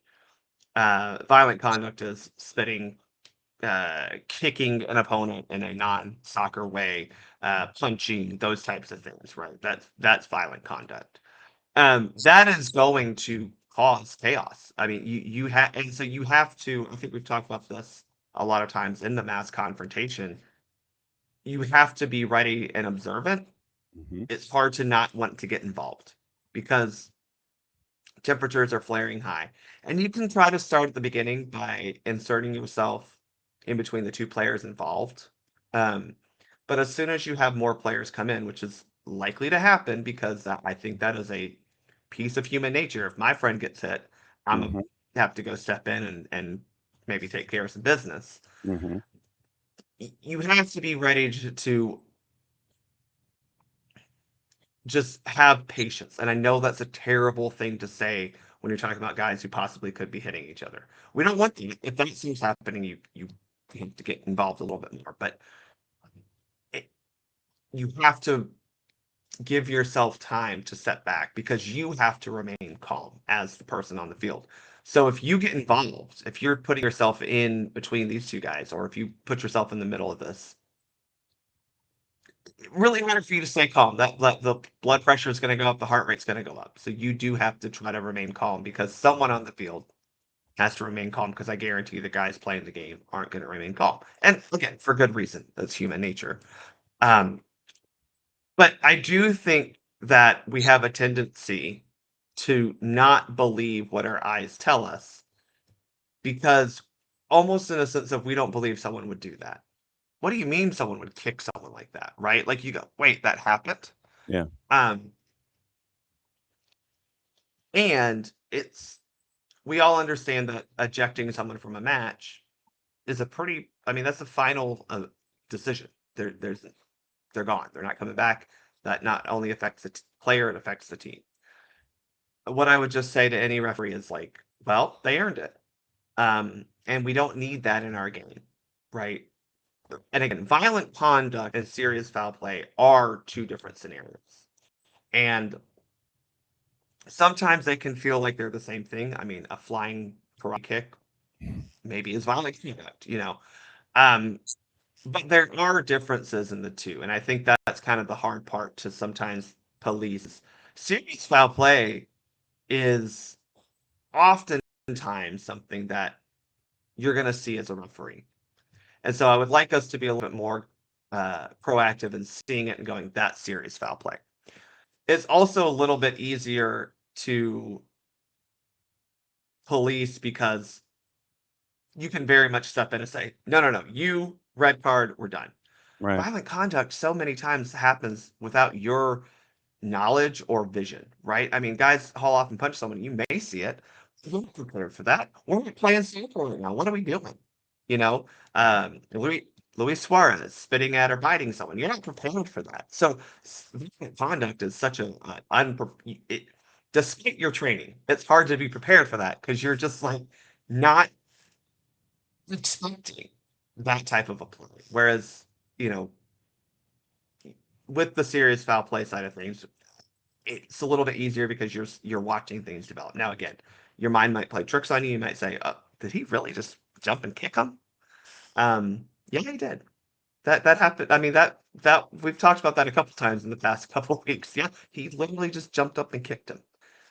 You have to respond and go, yeah, that's what I saw, because oftentimes we do tend to talk ourselves out of those things, because we just don't want to believe that that's what we saw. Okay. So Soccer for USPOD 135 is out. That is for everyone's listening pleasure and consumption. Are you just kind of keeping an eye on things this week? What's next now that 135 is out? Where's 136 is basically?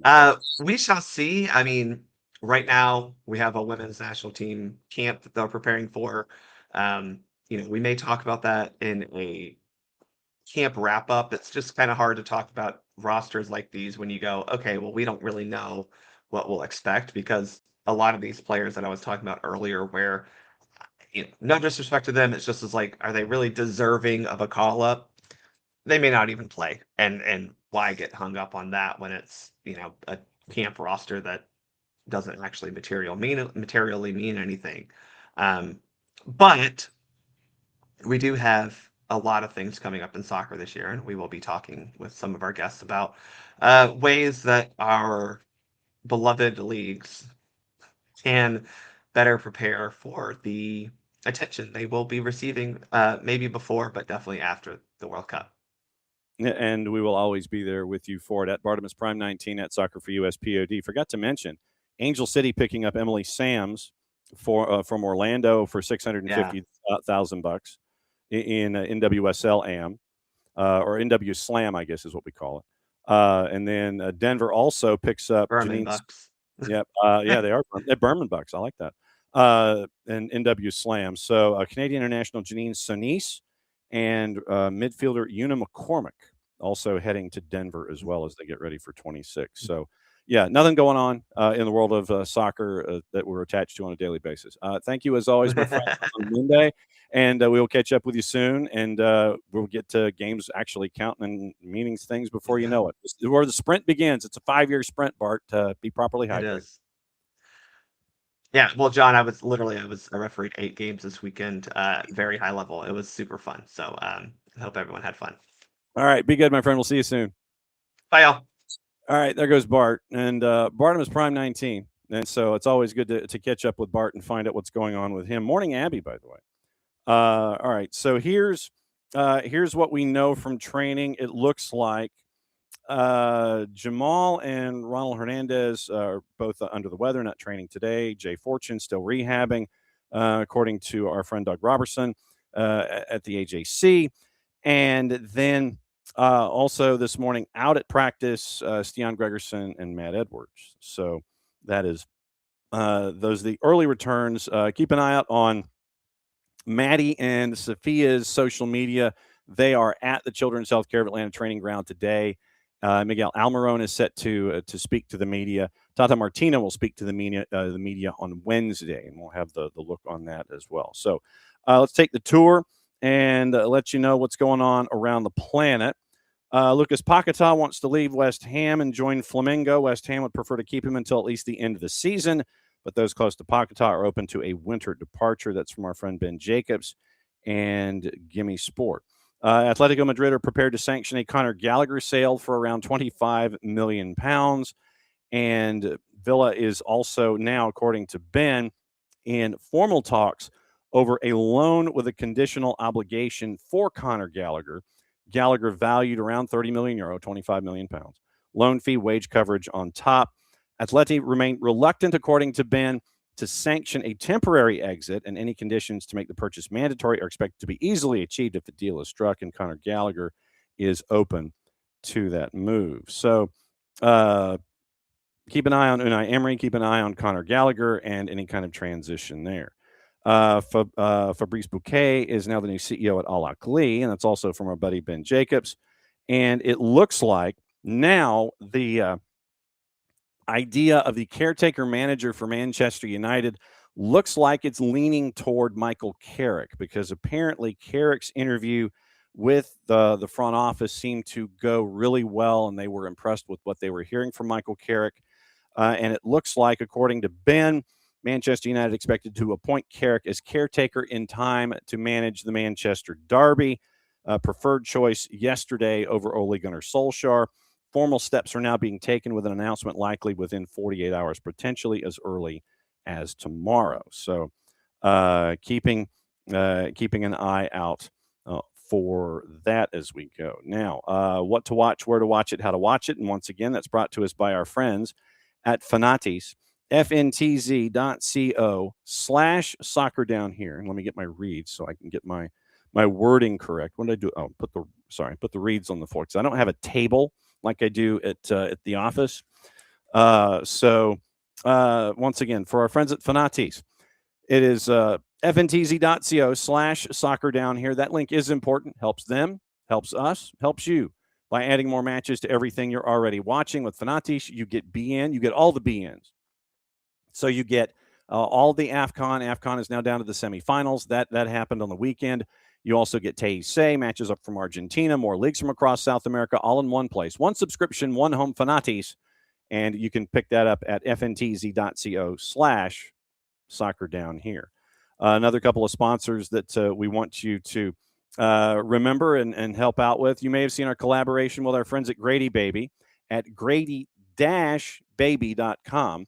The Soccer is Just Better in Atlanta line, available as a t-shirt or a sweatshirt in red or black, is about more than just gear. Proceeds from this campaign, it's a part of our Soccer for Good campaign, go directly toward growing the game through middle school soccer programs in the Atlanta public school system. Support the message, support the game. Find it at grady-baby.com. Also, our friends at the Marshall Islands, I'm sending out a scarf to Birmingham, Michigan, by the way, at some point this week when I can find a post office here on the Gulf. You know about our relationship with the last country on the planet to start a national soccer program, the Marshall Islands. You can support the Marshall Islands Soccer Federation by visiting their website, picking up some of their incredible gear, including the scarf that features the SDH Network logo. You can get it through them. They'd be shipping it from England.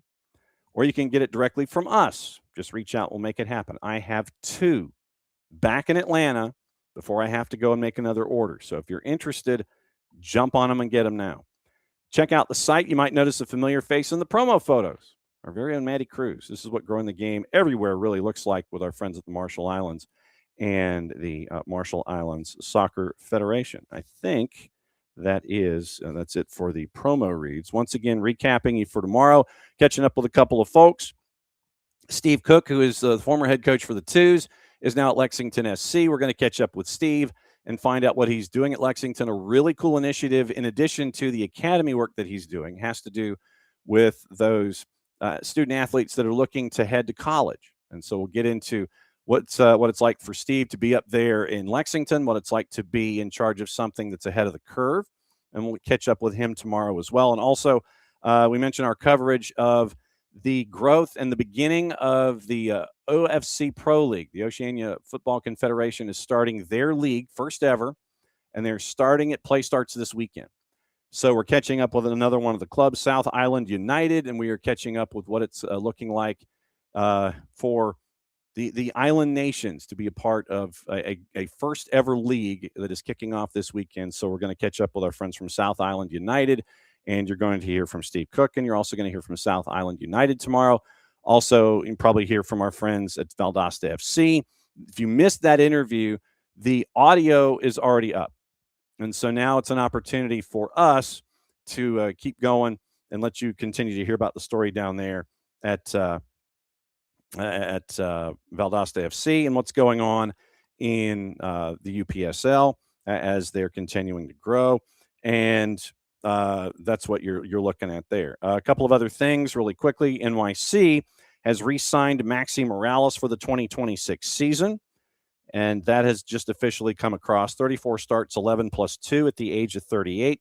Oldest field player to start every match since the league adopted the 34-game format in 2011.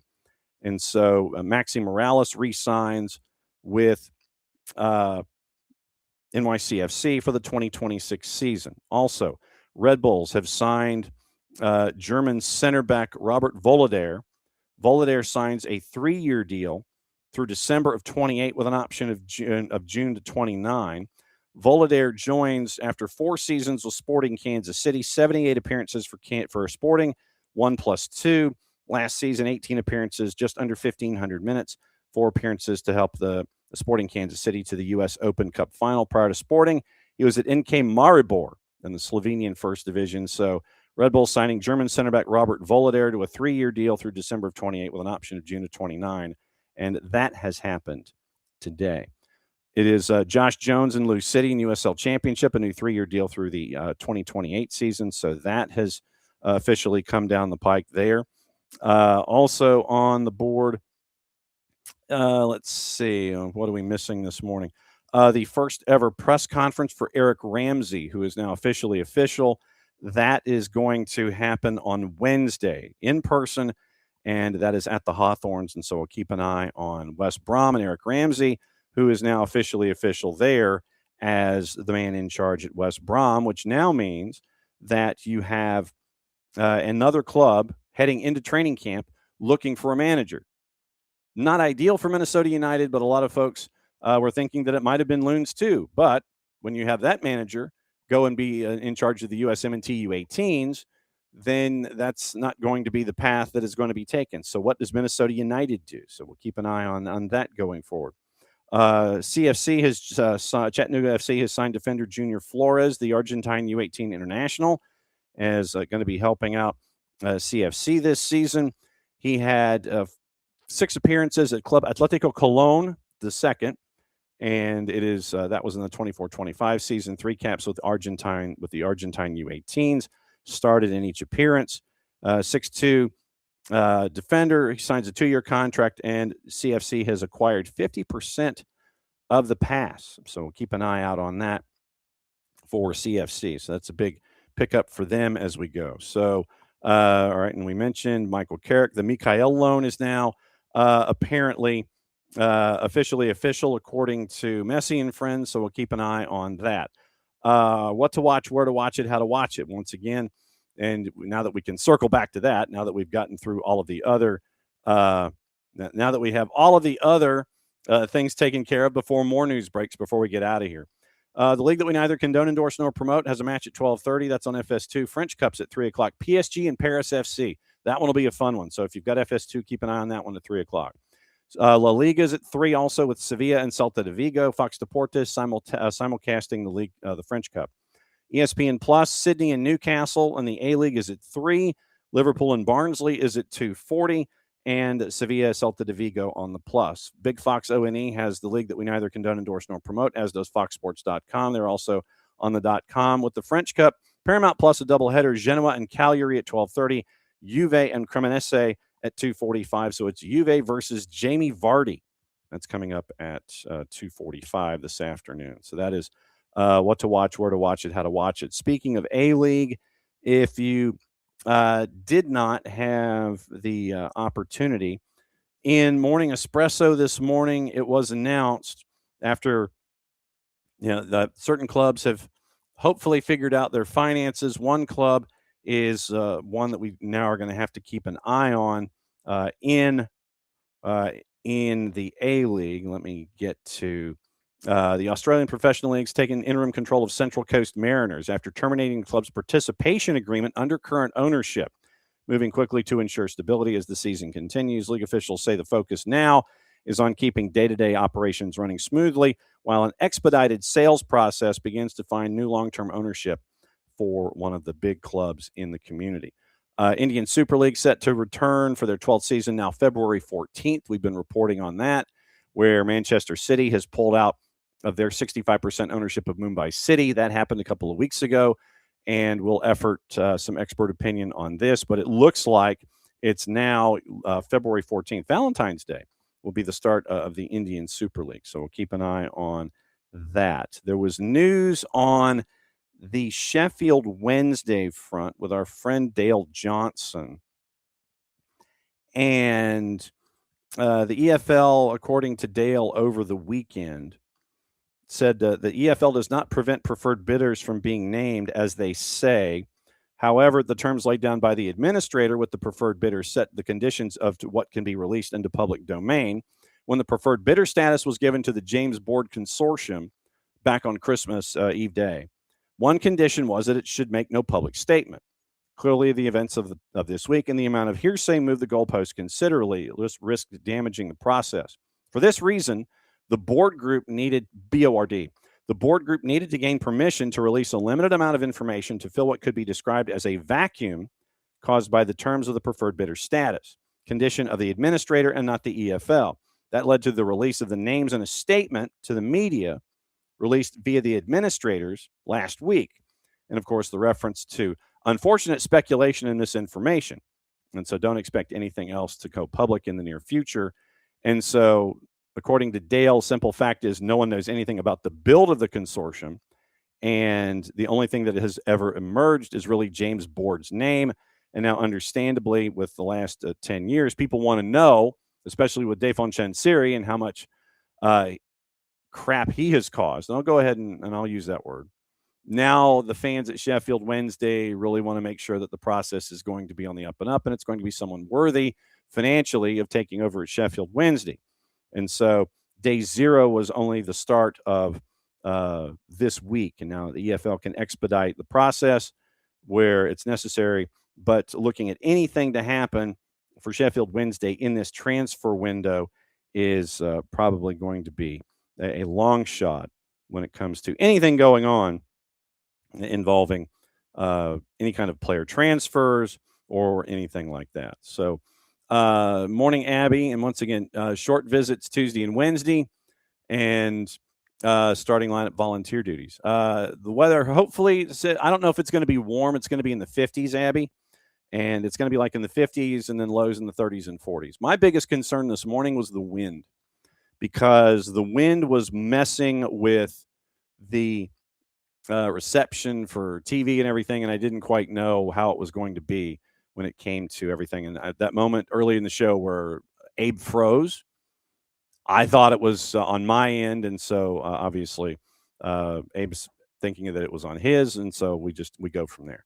So tomorrow, once again, Steve Cook will be on the show, and our continuing coverage of the premiere of the OFC Pro League is going to continue. We're going to catch up with our friends at South Island United, might have a visit with our friends at Valdosta FC. We are efforting other guests as well as we go here and that'll be as we go. Wednesday, once again, we're going to have the high school roundtable where you remember last week we had the new head coach at Valdosta, Cody Case, on, and they were having a day-long clinic, both on the field and off the field, sharing of ideas with help from the United Soccer coaches. And we'll kind of look at South Georgia soccer from a high school perspective and find out issues, similarities, concerns, conversations, all those kinds of things. We'll do that in the early part till about 9:30, and we'll see if Dylan Butler can join us at 10. And then at 10:30, the head coach at AC Boise, Nate Miller, now that they're signing players, they're getting to that next stage of everything. So we'll catch up with Coach Miller at 10:30 on Wednesday. Power Hour on Thursday is Nino and Nico. And then Friday, we'll get you ready for the weekend. Like I said, we're efforting a bunch of guests. Wednesday, once again, is the opportunity for Tata Martino to speak at the Children's Health Care of Atlanta Training Ground. And obviously, Maddie and Sophia today. Follow them on social. And Maddie and Jason later on in the week. Follow Jason on social. If you don't, you can sign up for our newsletter once again at the Morning Espresso. You can sign up for that at soccerdownhere.net, and you can get it in newsletter form, or you can listen to it and watch as it goes out to everything on SDH socials. That is day one from down here outside of Office HD. I can go that way and walk about 15 feet, and I could stare at the Gulf. But we've got that all week long, so we'll be down here all week, and we'll be anchoring coverage from down here as everything else is happening up there. It's a little warmer, but it's a lot windier. So we'll see what happens there as we go. So that is the latest that we have here, and that is all that we know. Thanks to Bart, thanks to Jarrett, thanks to Abe, and thanks to you as we start Season X, Season 10 here at SDH, and we could not have done it without you. So for everybody here at SDH, as we start Season 10 in year number 9, mucha platial, play it safe. And since it is the end of the show, that means we get to do this. We're back at it again, 9:05 Eastern time tomorrow morning, taking a tour around the world, here in the States, Atlanta United, Lexington, Kentucky, and Oceania, all in one show. Mucha platial, play it safe. It's the end of the show. That means I get to do this. Back at it again, less than 22 hours. We'll see you in a bit.